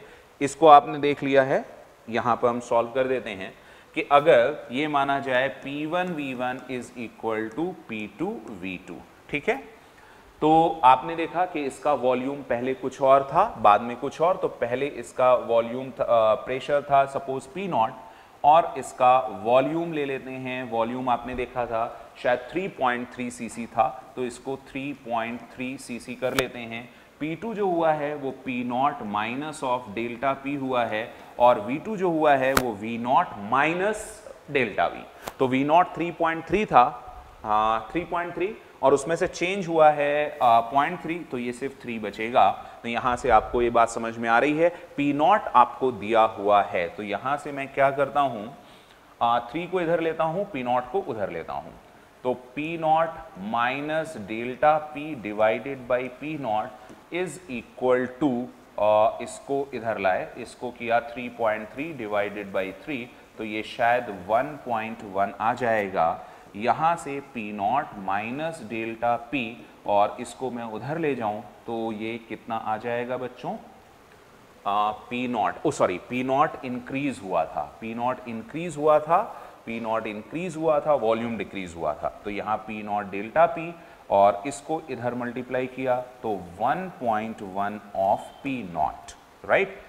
तो अभी डेल्टा P जो आया है वो 0.1 ऑफ P0। तो आपको P0 कुछ दिया हुआ था, P0 कुछ दिया हुआ था, तो हम लोग वहां से देखते हैं इसको। P0 कहाँ दिया है, 10 टू द पावर 5, है ना। तो जो इसको सॉल्व कर लेते हैं, डेल्टा P दिया है 0.1 P0। तो अभी 0.1 अभी आपको ये 10 पावर 3 में चाह रहा है, तो हम लोग 10 पावर 3 में देखते हैं, और इधर से P0 है 10 टू द पावर 5। क्लियर है। तो इसको यहां से ऐसे लिख देते हैं 0.1 इंटू, इसको लिखा गया 10 to the power 2 into 10 to the power 3, और ये आ जाएगा 10 into 10 to the power 3, right. तो 10 इंटू 10 टू द पावर 3 यानी y की वैल्यू जो आपसे यहां पूछी गई है 10 इंटू 10 पावर 3, तो वो आ जाएगा 10। तो x आया था 0.3, y आ जाएगा 10। तो आई होप ये क्वेश्चन आपको समझ में आ गया। ये था क्वेश्चन नंबर 7 और 8। तो हम लोग क्वेश्चन नंबर 7 और 8 कंप्लीट कर चुके हैं। आगे बढ़ते हैं क्वेश्चन नंबर 9 और 10। 9 और 10 कुछ ज्यादा ही इजी है, जेई मेंस लेवल का क्वेश्चन है। कहां गया भाई, हाँ देखिए यहां पर एक बहुत ही सिंपल सा क्वेश्चन दिया गया है। आप क्वेश्चन देख लो, आई होप आपको क्वेश्चन याद होगा। मैं सीधे इसको सॉल्व करके ही आपको दिखाता हूं। ये देखिए, चलिए बहुत ही सिंपल सा क्वेश्चन है, देख लेते हैं। यहां से एक डोरी को बांध दिया गया है, इसके नीचे ग्राउंड है, और यहां से ये जो डिस्टेंस दी हुई है दैट इज 0.9 मीटर, और एक डोरी है, वो डोरी यहां से ऐसे पहले तो ऐसे रखी हुई है स्लैग करके, और फिर इसको कुछ इम्पल्स दिया जाता है। आपको पता है इम्पल्स चेंज इन मोमेंटम के बराबर होता है। आपको पता है इम्पल्स जो है वो चेंज इन मोमेंटम के बराबर होता है। तो क्वेश्चन ने दिया है कि मास इसका 0.01 है। हाँ, जरूरत पड़ेगी तो हम लोग सॉल्व करेंगे, नहीं पड़ेगी तो इसको ऐसे ही लिखा रहने देते हैं।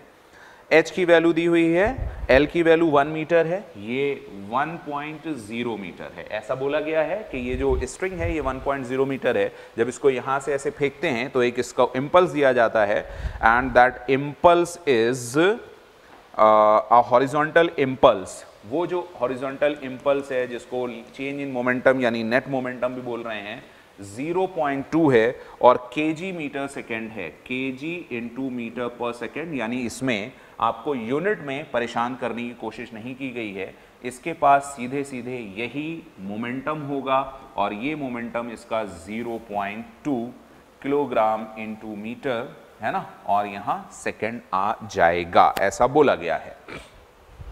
m इंटू वी, तो शुरुआत कही गई है, after the bob slides for some distance the string becomes taut, okay, and the bob lifts off about the point of suspension. Just before the bob lifts off, kinetic energy है J, angular momentum, अच्छा angular momentum J है। तो angular momentum जब यहां से निकलता है तो एंगुलर मोमेंटम किसके पॉइंट है, the magnitude of angular momentum of the pendulum about the point of suspension, okay, about the point of suspension यानी O पॉइंट के अबाउट चाह रहे हैं। तो आपको पता है कि एंगुलर मोमेंटम होता है linear momentum into perpendicular distance. तो लीनियर मोमेंटम की डायरेक्शन ये है, इसकी परपेंडिकुलर डिस्टेंस, क्योंकि इसकी डायरेक्शन ये है तो जो परपेंडिकुलर है वो है 0.9। बहुत ही सिंपल सा जेईई मेन के लेवल का क्वेश्चन।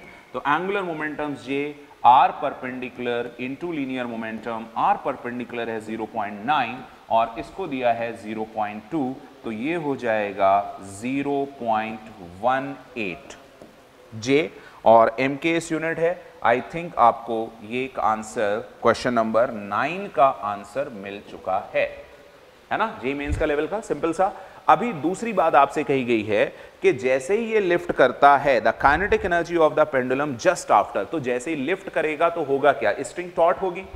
स्ट्रिंग टॉट होगी तो स्ट्रिंग इसके ऊपर एक इंपल्स लगाएगी, मतलब ये इंपल्सिव टेंशन होगी। ध्यान रखना ये इंपल्सिव टेंशन है ना, और ये अगर इंपल्सिव टेंशन है तो ये इसके ये वाले कंपोनेंट को डिस्ट्रॉय करेगी, खा जाएगी, और ये वाला कंपोनेंट बचेगा। अगर हम ये मान लें कि ये एंगल थीटा है तो ये एंगल भी थीटा होगा। अगर ये थीटा है बच्चों, ध्यान से देखना, तो इसका ये वाला जो कंपोनेंट होगा लीनियर मोमेंटम, हम काइनेटिक एनर्जी मोमेंटम के टर्म में निकाल देंगे, ये वाला जो कंपोनेंट होगा P परपेंडिकुलर, वो हो जाएगा 0.2 cos थीटा, 0.2 cos थीटा।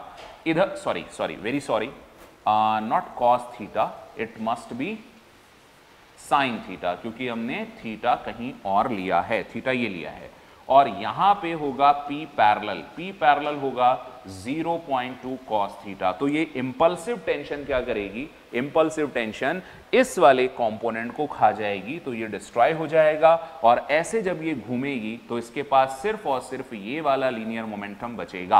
अब लीनियर मोमेंटम के टर्म में you can find out the kinetic energy, then you can say kinetic energy is equal to p² divided by 2m, और शायद इसीलिए दिया हुआ है। तो आपके पास 0.2 into 0.2 into cos square, sorry cos नहीं, sine, right, sine square theta divided by 2m।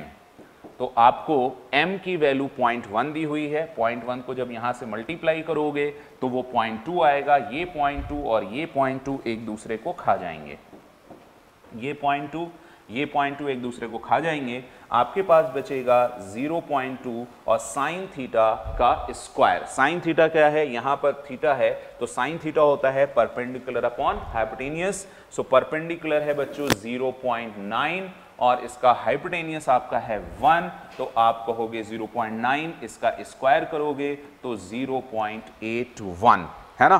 तो 0.81 यहाँ पे आप करोगे 0.81, तो ये कितना आ गया, 80 80 160 और 162 और 2 और 1 3, 3 के बाद डेसिमल, तो 0.162 थ्रू डेसिमल तक बोला गया है। तो इसका दूसरा आंसर 10 का आ जाएगा 0.16, जिसको आप काइनेटिक एनर्जी के टर्म्स में कहोगे। बहुत ही सिंपल सा प्यारा सा मेंस लेवल का क्वेश्चन था, बस 2 पार्ट थे इसलिए आपको थोड़ा सा बड़ा लगा।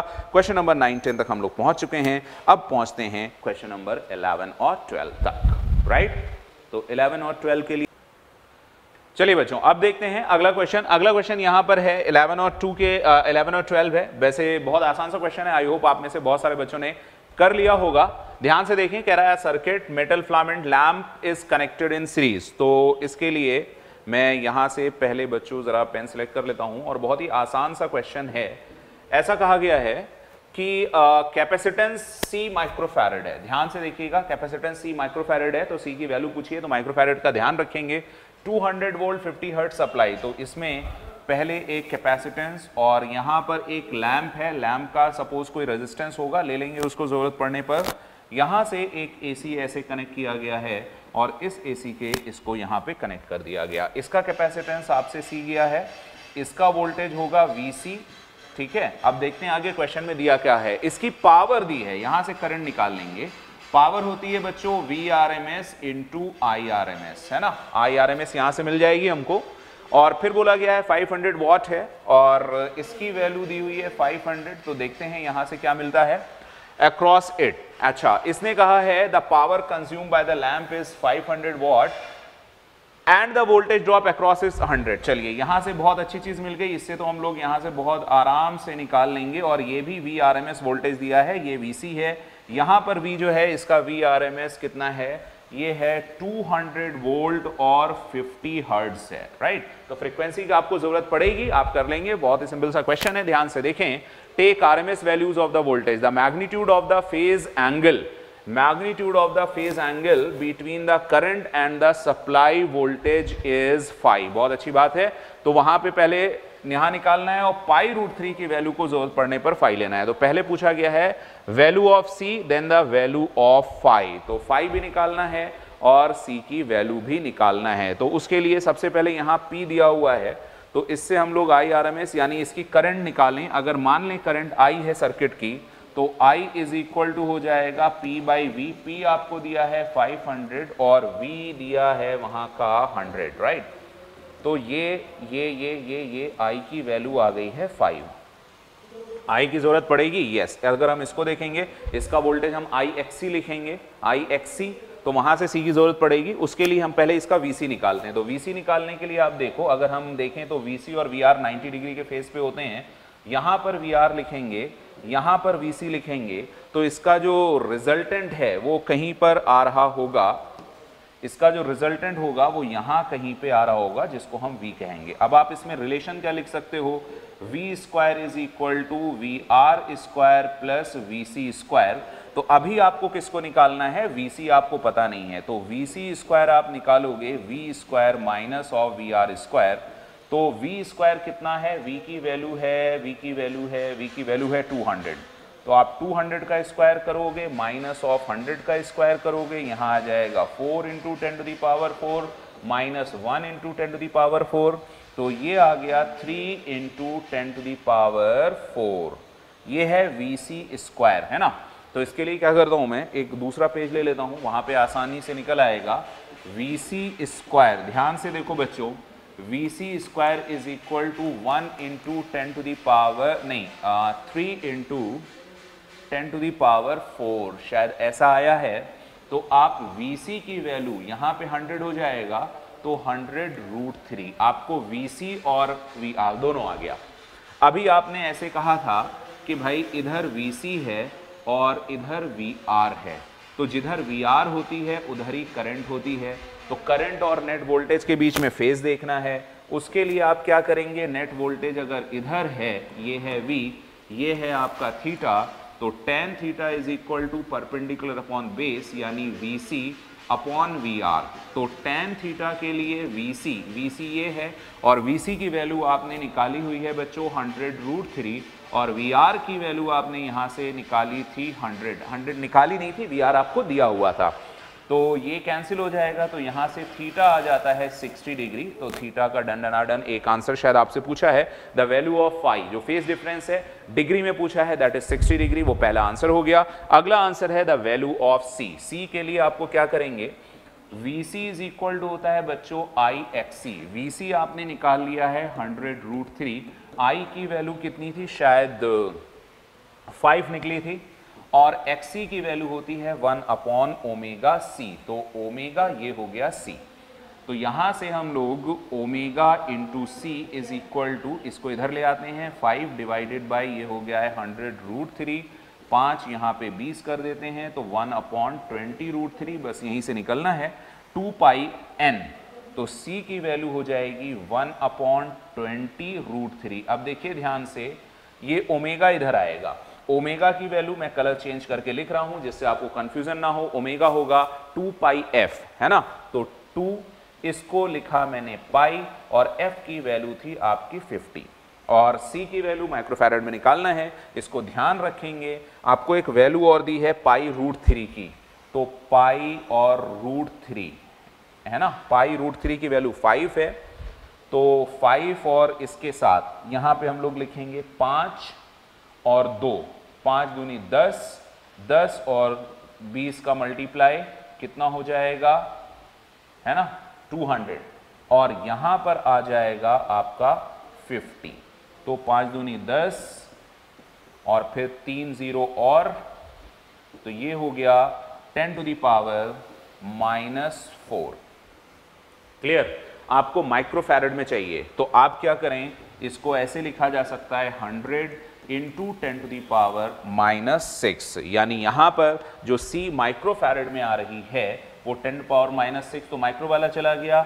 C की वैल्यू आपकी 100 आएगी, और आई होप इसमें कहीं कोई परेशानी नहीं है। तो एक आंसर आपका आ रहा है 11 का आंसर है C की वैल्यू 100, और 12 का आंसर है 60 डिग्री। तो 11 और 12 ये 2 क्वेश्चन पूरे होते हैं।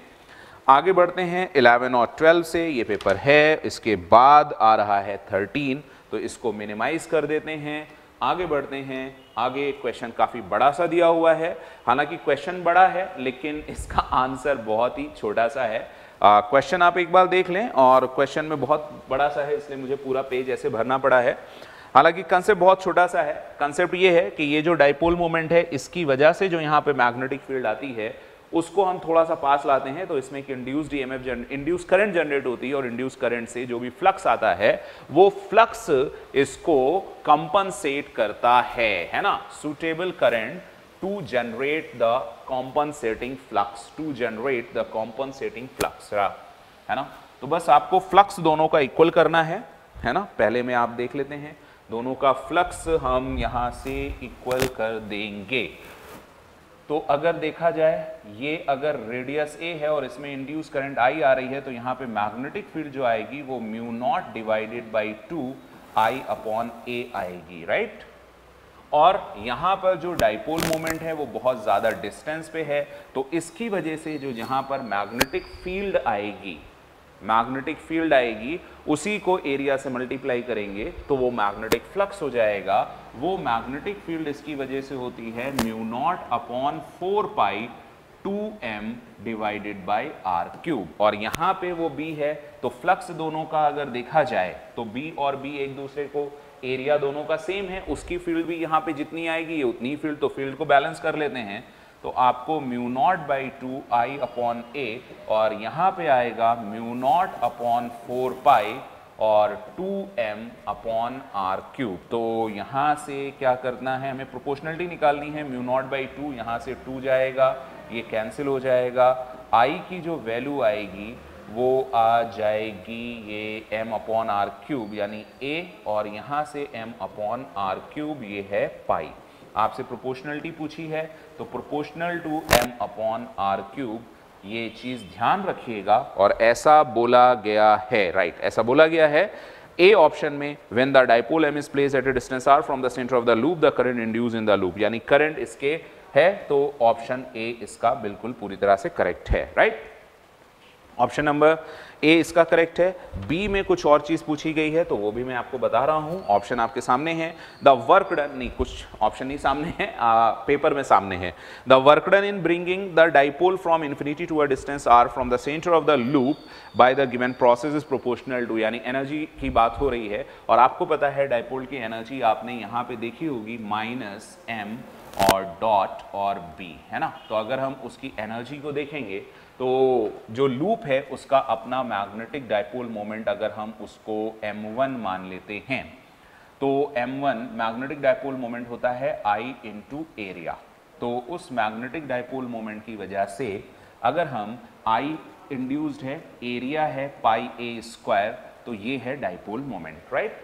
NIA होता है, n नंबर ऑफ लूप हैं तो 1 है। अब वो अगर इस जगह पर, ये आपने डाइपोल मोमेंट देखा, इसकी वजह से यहाँ पर मैग्नेटिक फील्ड कुछ जनरेट हो रही है, मान लीजिए b और वो r डिस्टेंस पे है, तो उसकी जो मैग्नेटिक फील्ड जनरेट होगी इस डाइपोल मोमेंट की वजह से म्यू नॉट अपॉन 4 पाई, है ना, mu naught upon 4 pi twice of m1, ये वहां पे डाइपोल मोमेंट है m1 अपॉन डिस्टेंस है r क्यूब, क्योंकि r क्यूब a से बहुत ज्यादा डिस्टेंस पे है तो हम r क्यूब वाली कंडीशन लेंगे। अभी इसकी एनर्जी, इंट्रैक्शन एनर्जी देखें तो माइनस को एक बार मैं छोड़ रहा हूं क्योंकि आपसे सिर्फ प्रोपोर्शनलिटी पूछी हुई है तो साइन को मैं नहीं देख रहा हूं। यहां पर m है और यहां पर m है, आपसे पूछा गया है कि एनर्जी, तो एनर्जी देख रहे हैं m और डॉट b है, b की जगह मैंने रख दिया है म्यू नॉट अपॉन 4 पाई और यहाँ है 2 अपॉन ये है आर क्यूब और है m1 जो है वो है I इंटू पाई, m1 रखेंगे, इस m1 की जगह मैं इसकी वैल्यू रख रहा हूँ तो है I पाई a स्क्वायर। तो यहाँ पे अगर प्रोपोर्शनलिटी चेक करें तो m तो है ही और ये सारी चीज़ें 2 है, ये सारी चीज़ें हटा देते हैं, I है, I अपने आप में m अपॉन आर क्यूब था ऑप्शन नंबर पहले वाले, मतलब फर्स्ट क्वेश्चन की वजह से। तो प्रोपोर्शनलिटी आ जाएगी m square r to the power 6 और ऐसा ऑप्शन आपको मिलेगा C में। I hope everybody got it, right. तो कहीं पे कोई परेशानी नहीं है, एवरीथिंग इज ओके। तो आपको यहाँ पे क्वेश्चन नंबर 14 हो गया है।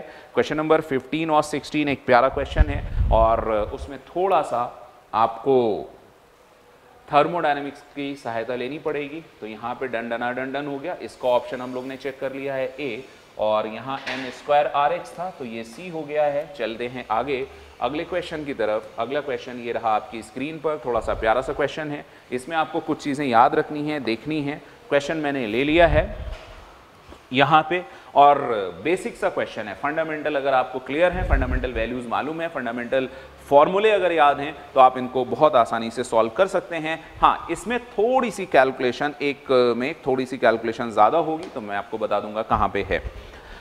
अभी आपसे कहा है thermally insulating cylinder has thermally insulating frictionless movable partition in middle. तो CV की वैल्यू यहाँ 2 दी हुई है और CV दी है आपको, तो CP is equal to CV plus R होता है। तो CP हम लोग यहाँ से निकाल लेंगे 3R। कहीं कहीं हमें गामा की ज़रूरत पड़ेगी क्योंकि दिया हुआ है, तो गामा है CP अपॉन CV, तो वो वैल्यू आ जाएगी 3/2। नंबर ऑफ मोल्स यहाँ पर भी 1 मोल दिए हैं और यहाँ पर भी 1 मोल दिए हैं, और पूरी तरह से सील है, तो इधर का मोल इधर नहीं जाता है और इधर का मोल इधर नहीं जाता है। राइट, और कहीं पे इधर से उधर और इधर से इधर हीट नहीं जाती है, तो हीट कांस्टेंट है, यानी कि इंसुलेटिंग है पूरा। तो ये जो प्रोसेस है स्लो हो रही है, ऐसा क्वेश्चन ने दिया है, तो इंसुलेटेड प्रोसेस है। तो इसके लिए आपसे जो चीज़ें पूछी गई हैं वो आपके सामने हैं। अब मैं इसको सॉल्व करने के लिए यहाँ पहुँचता हूँ। यहाँ पे मैं आपको पूरा डायग्राम बना के दिखाता हूँ। यहाँ पे बहुत सिंपल सी चीज़ है, ऐसे बना लेता हूँ। और स्टार्टिंग में यहाँ पर पिस्टन है, यहाँ पे कोई हीटर है जो इसको हीट दे रहा है। बहुत ध्यान से सुनिएगा, पिस्टन हीट दे रहा है। यहाँ CV की वैल्यू हमारे पास 2R है, CP की वैल्यू हमारे पास 3R है, गामा की वैल्यू हमारे पास 3/2 है, नंबर ऑफ मोल्स 1 है, और कोई इन्फॉर्मेशन है नहीं, ज़रूरत पड़ेगी तो बताया जाएगा। यहाँ T0 है, V0 है, और इधर भी टेम्परेचर T0 और V0 है। क्वेश्चन ने कहा है धीरे धीरे ये हीटर इसको क्यों हीट देता है, तो ये इधर स्लोली मूव करता है। स्लोली मूव करते करते इसका फाइनल टेम्परेचर TR और वॉल्यूम V0/2 होता है। इसका फाइनल टेम्परेचर TL, और ये V0/2 इधर जाएगा तो इधर V0/2 बढ़ जाएगा, तो ये 3V0/2 हो जाता है। आई होप आपको समझ में आ रहा होगा। अभी TR और T0 में पहला रिलेशन चाह रहा है कि 15 कह रहा है what is the relation TR upon T0। तो TR अपॉन T0 है, तो आपको यहाँ से दिख रहा है कि इसमें जो प्रोसेस हुई है वो एडियाबेटिक प्रोसेस है। एडियाबेटिक प्रोसेस की इक्वेशन आई होप आप सभी को पता होगी कि TV की power gamma -1 is equal to constant, ये TV में रिलेशन होता है। तो मैं इस वाले जो पार्टीशन है इसके लिए लगा रहा हूँ। यहाँ पे पहले था T0 और वॉल्यूम था V0 और उसकी पावर थी गामा -1। अभी बाद में इसी में टेम्परेचर हो गया है TR और वॉल्यूम यहाँ से कम होने के बाद V0 हुआ है, तो इसको V0/2 गामा -1। तो यहाँ से V0 की पावर गामा -1, V0 की पावर गामा -1 कैंसिल होता है। T0 is equal to TR upon 2 की पावर गामा -1। गामा की वैल्यू मैंने आपको बताई 3/2 थी, तो आप यहाँ से लिखेंगे TR और गामा वैल्यू 3/2 है, यानी कि 1/2 -1 करने के बाद 1/2 बचेगा, 2 की पावर 1/2 यानी कि √2। तो रिलेशन आपके पास आ गया है कि T0 is equal to TR/√2। अब आपसे पूछा इसी में रिलेशन है TR/T0, तो यहाँ से TR/T0 ये हो जाएगा √2। आई होप शायद पहला यानी कि क्वेश्चन नंबर 15 का आंसर है ना, क्वेश्चन नंबर 15 का आंसर √2 है और ये आपसे सॉल्व हो गया होगा। देख लीजिएगा, यानी कि ए करेक्ट ऑप्शन है इसका ए।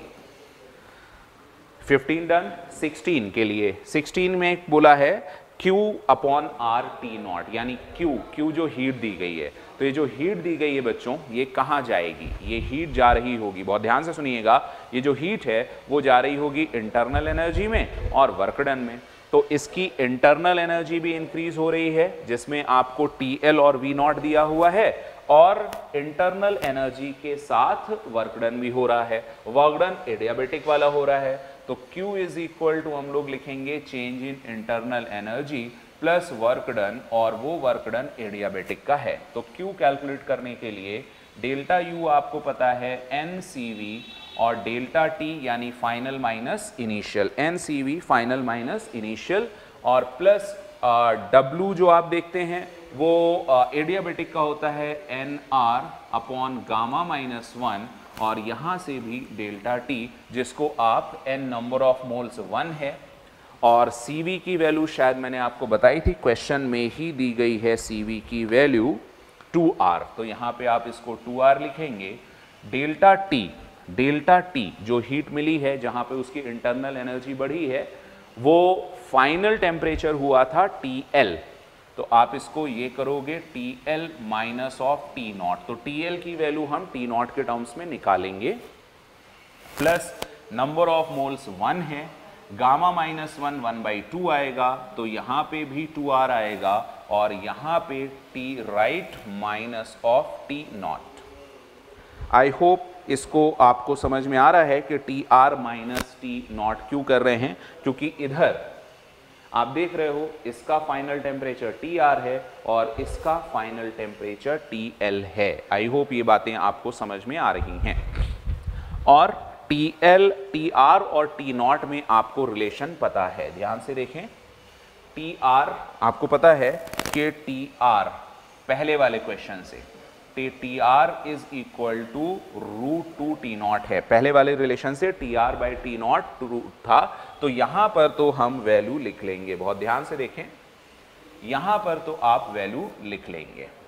अब आपको जरूरत पड़ेगी TL की, तो TL के लिए भी मैं इधर बता रहा हूं आपको, TL के लिए क्या करेंगे, आपने जो वो यहां से देखिए इसमें थोड़ा कैलकुलेशन ज्यादा है, यहां और यहां पर जो टेम्परेचर हुआ है तो आपको पता है P1 V1 is equal to P2 V2 ये, और नंबर ऑफ मोल्स हैं, तो नंबर ऑफ मोल्स ना तो इधर से गए हैं इधर, आपको पता है PV is equal to nRT, यहां पर भी नंबर ऑफ मोल्स हैं PV upon RT is equal to 1, तो नंबर ऑफ मोल या आप ये कहो मोल कंजर्वेशन, तो इसमें भी जो नंबर ऑफ मोल्स थे उन मोल को अगर हम कंजर्व करेंगे तो हमें T0 इसमें क्या रिलेशन निकलेगा, पहले इसका प्रेशर था P0 और वॉल्यूम था V0 और टेम्परेचर था T0, अभी प्रेशर P0 बाद में भी सेम रहा दोनों तरफ का, है ना, तो हम दोनों तरफ के प्रेशर से लेते हैं, एक बार just a second, I have to some, ऐसे देखना, यस, तो अभी इसमें ही लगा लेते हैं यहां पर, क्योंकि बार बार हमें चीजें देखनी पड़ेंगी, तो अभी फाइनल इसमें जो है प्रेशर इधर और इधर सेम हो जाता है, मान लीजिए P होता है और इधर होता है, क्योंकि तभी ये रुकेगा, तभी यहां पर दोनों पे जो वॉल इधर उधर मूव कर रही है इक्विलिब्रियम में तभी आएगी।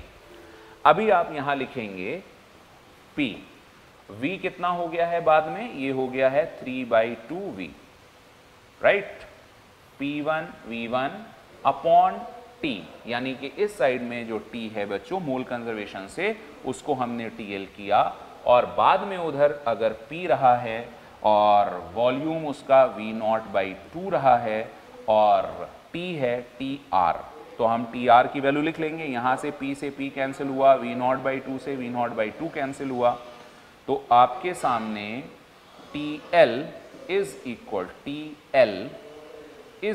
टू 3TR, है ना, TL is equal to 3TR और TL यहां 3TR, TR की वैल्यू है √2 T0, TR की वैल्यू है √2 T0, तो 3√2 T0, तो हमारे पास TL भी आ गया है 3√2 T0, इसको मैं यहां रखूंगा, TL is equal to 3√2 T0। अब अगर हम यहां पर दोनों वैल्यू बराबर कर रहे हैं तो देखो 2R कॉमन ले लिया, यहां है TL माइनस T0, तो TL की जगह है 3√2 T0 माइनस T0 प्लस ये 2R कॉमन चला गया है, TR की वैल्यू है √2 T0 माइनस T0, बस यहीं से आ जाएगा आपको सॉल्व करके, T0 को भी मैंने बाहर निकाल लिया, 2R T0, ये T0 ये T0 ये T0 बाहर आ गए, यहां बचेगा 3 रूट 2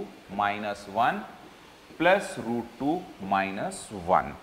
तो इधर है Q और हमें वैल्यू किसकी चाहिए, Q upon R T not. तो आर टी नॉट मैंने यहां रखा, इस 2 को यहां रखा, 3 रूट 2 और रूट 2, ये हो गया 4 रूट 2 माइनस 2। क्या ऐसा है कोई 4 रूट 2, 4 नहीं 2 बाहर नहीं है, मतलब 4, यहां से 2 और कॉमन ले लो, तो 2 और 2 बाहर लिया तो यहां आया, यहां 2 रूट 2 माइनस 1। क्या ऐसा कोई ऑप्शन है 2 रूट 2 माइनस 1? यस, तो दिस ऑप्शन इज बी।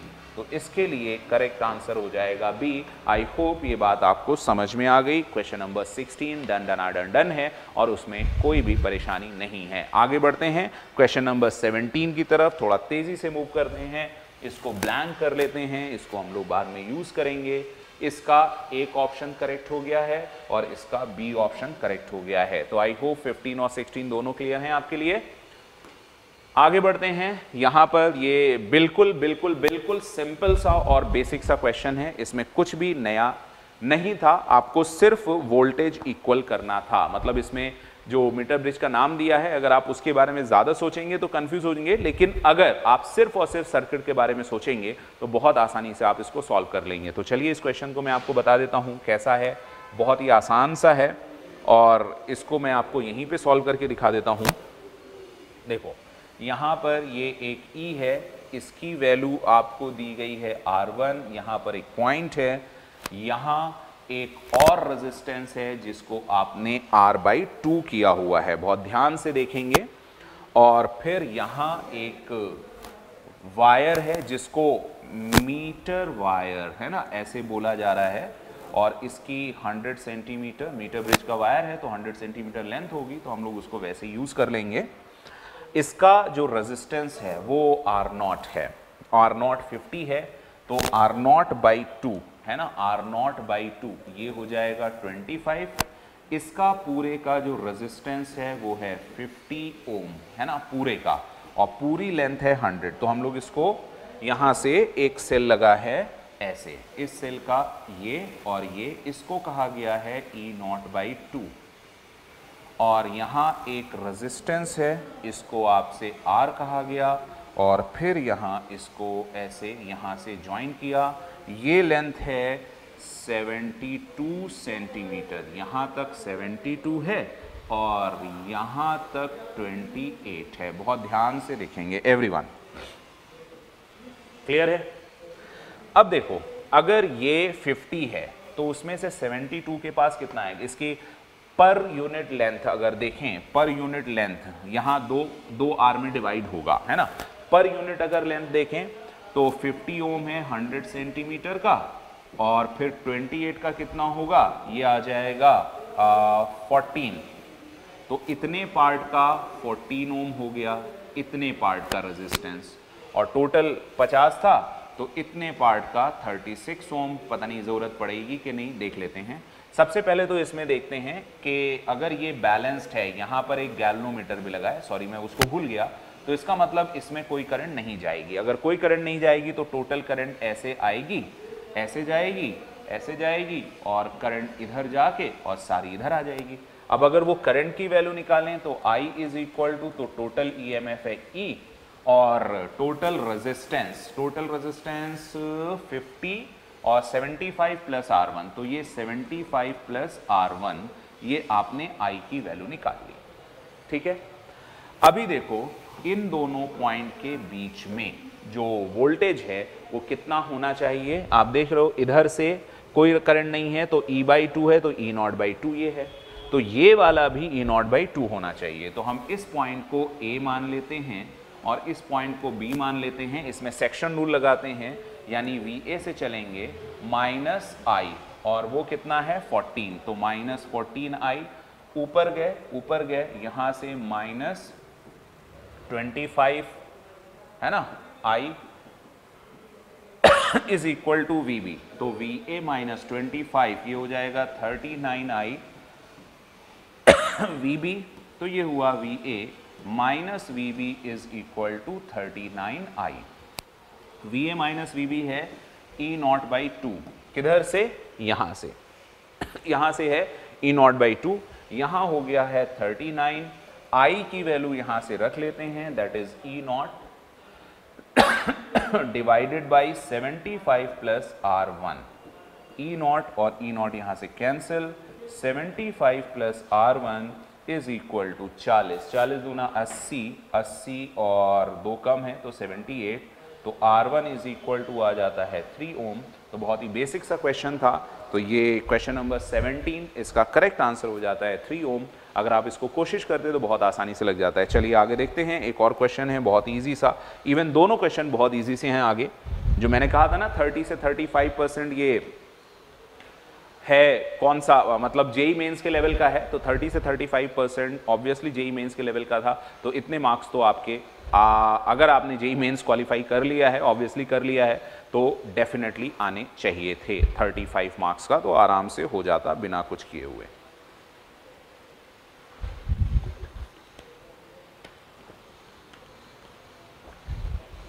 चलिए अगला क्वेश्चन देख लेते हैं, इसको मिनिमाइज करते हैं। Distance between 2 stars of 3 ms and 6 ms, ये 2 स्टार हैं, बाइनरी स्टार सिस्टम है, 9r इनके बीच की डिस्टेंस है। r mean distance between the centre of the earth and the sun, ms is the mass of the sun, the 2 stars orbit around their common centre of mass in circular orbit, period nt है, t is the period of earth, यानी earth revolution के भी term में। तो पहले हम अर्थ revolution का निकाल लेते हैं। तो आपको पता है कि सन यहाँ पर है तो मास ऑफ द सन ऐसे हो गया, और अगर अर्थ यहाँ से मास ऑफ द अर्थ है ऐसे रिवॉल्व कर रही है, तो इसके बीच में जो डिस्टेंस है उसको r दिया हुआ है, ऐसा क्वेश्चन ने कहा है। तो क्वेश्चन के हिसाब से जब ये रिवॉल्व कर रहे होंगे तो इनका जो सेंट्रीपिटल फोर्स होगा that is provided by required centripetal force that is provided by gravitation force of attraction. तो सेंट्रीपिटल फोर्स इनको चाहिए होगा mass of earth r into omega square, और इनका जो ये g और m1 और m2 अपॉन r स्क्वायर। वैसे आपको फॉर्मूला अर्थ के रिवॉल्यूशन का याद होना चाहिए, 2 pi under root r cube upon gme। अगर याद है बहुत अच्छी बात है, नहीं याद है तो भी आप यहां से कैलकुलेट कर सकते हैं।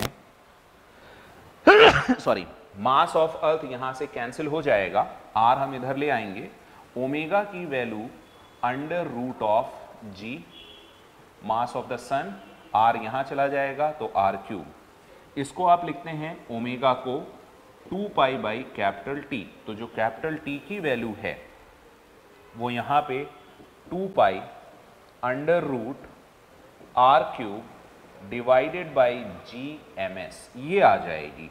इसके ही टर्म्स में बाइनरी स्टार सिस्टम का आपको टाइम पीरियड पूछा गया है। तो आई होप आप सभी को बाइनरी स्टार सिस्टम बहुत ही अच्छे से पता होगा।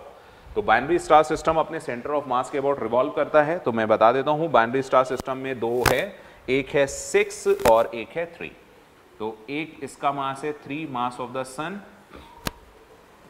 और यहां है 6 mass of the sun, and the distance between their centre is 9r, that is given as, इसको 9r दिया गया है ऐसे। तो देखिए अब इसको सॉल्व कैसे करना है, यहां पर कहीं इनका सेंटर ऑफ मास होगा, तो जितना कम होगा सेंटर ऑफ मास कम वाले के पास नहीं, दूर वाले की। ये मैंने 6 लिया है, तो आई होप मैं आपको बता रहा हूं ये कम है तो सेंटर ऑफ मास यहां होगा, मतलब इससे दूर होगा।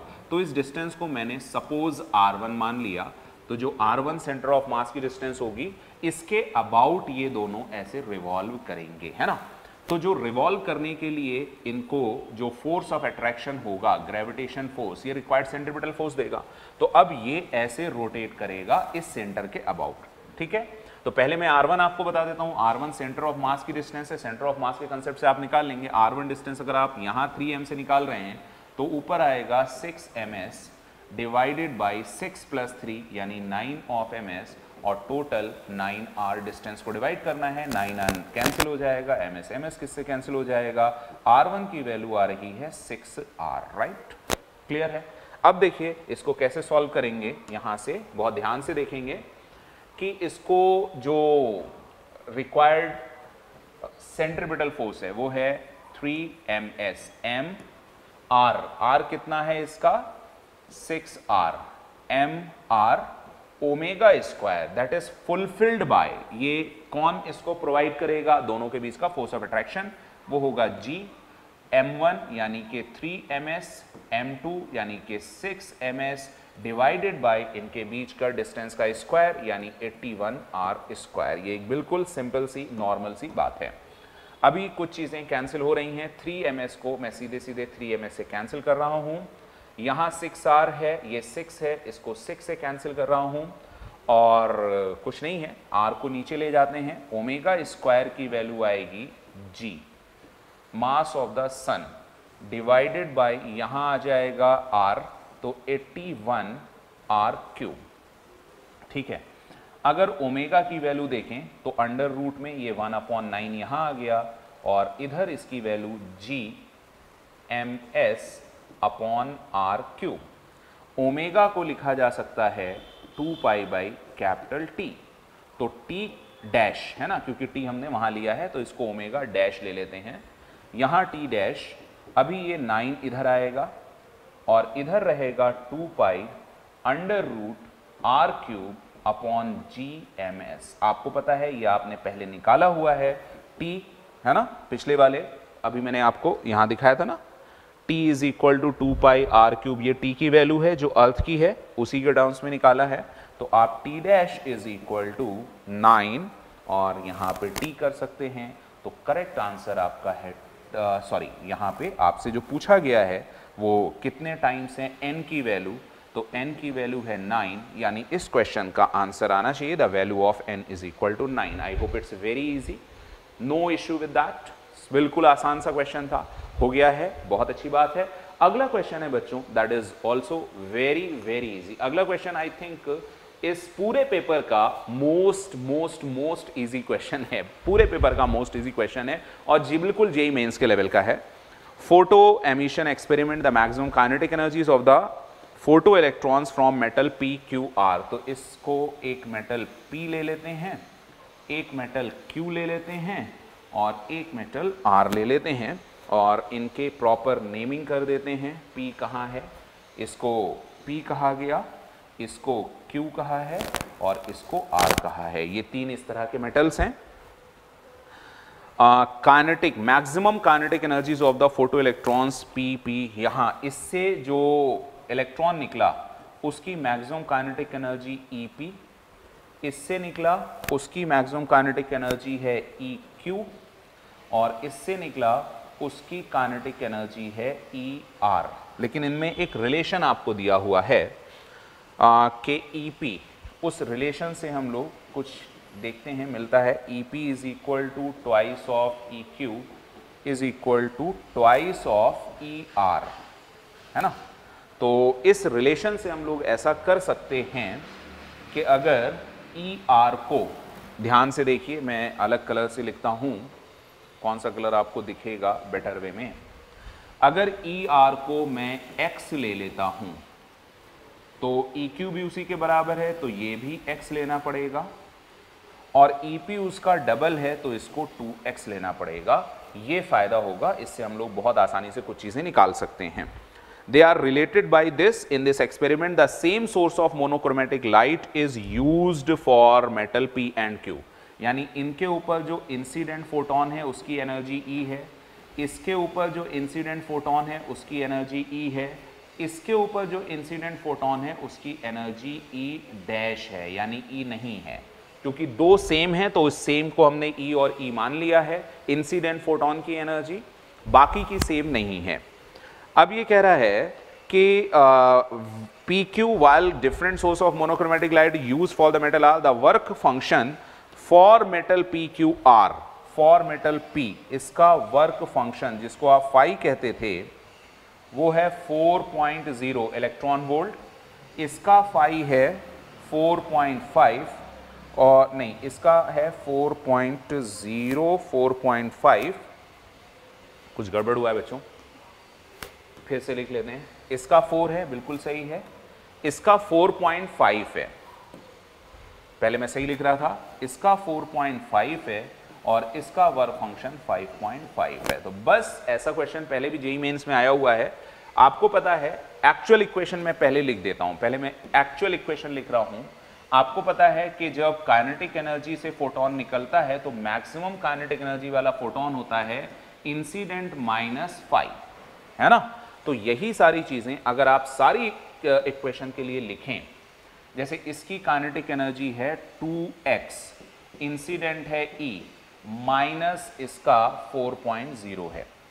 दूसरे वाले के लिए जो एमिटेड फोटोन है वो है काइनेटिक एनर्जी मैक्सिमम EQ दिया हुआ है x, और इस पे भी इंसिडेंट है E, माइनस यहां पर है 4.5। तो इन दोनों को अगर आप माइनस कर लो, तीसरे के लिए आपसे पूछा है तो आप माइनस करोगे, यहाँ माइनस आएगा, यहाँ माइनस आएगा, यहाँ प्लस आएगा, ये कैंसिल हो जाएगा, 2x में से x जाएगा, x बचेगा, और यहाँ पर 0.5, यानी आपके पास ये 0.5 बन गया। अब यही इक्वेशन अगर आप तीसरे के लिए लिखते हो, तीसरे के लिए let me change the colour ताकि आपको समझ में आए, तीसरे के लिए यही चीज़ लिखी हुई है कि x है मैक्सिमम काइनेटिक एनर्जी और उसके ऊपर इंसिडेंट होता है E डैश, और वहां पे वर्क फंक्शन है 5.5। तो आपसे E डैश पूछा है तो आप E डैश लिखोगे तो वो 5.5 इधर आके प्लस में और x हो जाएगा, x की वैल्यू यहां से 0.5 निकाली है तो 5.5 plus 0.5 is equal to E dash जो आएगा वो 6 आ जाएगा। आई होप आपको समझ में आया होगा। कह रहा है इन इलेक्ट्रॉन वोल्ट, ऑब्वियसली सारी यूनिट हमने इलेक्ट्रॉन वोल्ट में निकाली थी और इलेक्ट्रॉन वोल्ट में आ गया तो इसका 6 आंसर हो गया। आई होप आपको पूरा समझ में आया है। आप इसको रोक रोक के पॉज करके आप इसका सॉल्यूशन देख सकते हैं। तो पेपर बिल्कुल फंडामेंटल पर बेस था। अगर आपने पूरे साल बहुत अच्छी सी मेहनत की है तो इससे जो अगले साल के लिए जेईई एडवांस की प्रिपरेशन कर रहे हैं बच्चों, उनको एक सीख ये मिलती है कि आपको बिल्कुल प्रैक्टिस बहुत ज़्यादा करनी है। जो फंडामेंटल क्वेश्चंस हैं, फंडामेंटल कंसेप्ट्स हैं, छोटे कंसेप्ट्स हैं, उनको भी बहुत अच्छे से प्रैक्टिस में लाना है, जिससे आपका कंसेप्ट और पूरा आपका जो फिजिक्स का इकोसिस्टम है सॉल्व करने का क्वेश्चन को सारे चैप्टर पढ़ के बहुत स्ट्रांग होगा और आप इस तरह के एडवांस पेपर को डेफिनेटली नेक्स्ट ईयर भी बहुत अच्छे से कर पाएंगे जो बच्चे नेक्स्ट ईयर वाले हैं। इस ईयर वाले बच्चों ने ऑल द बेस्ट और आई होप आप बहुत अच्छी रैंक के साथ जेईई एडवांस को भी क्रैक करेंगे। मिलते हैं अगले वीडियो लेक्चर में, तब तक के लिए bye bye, all the best.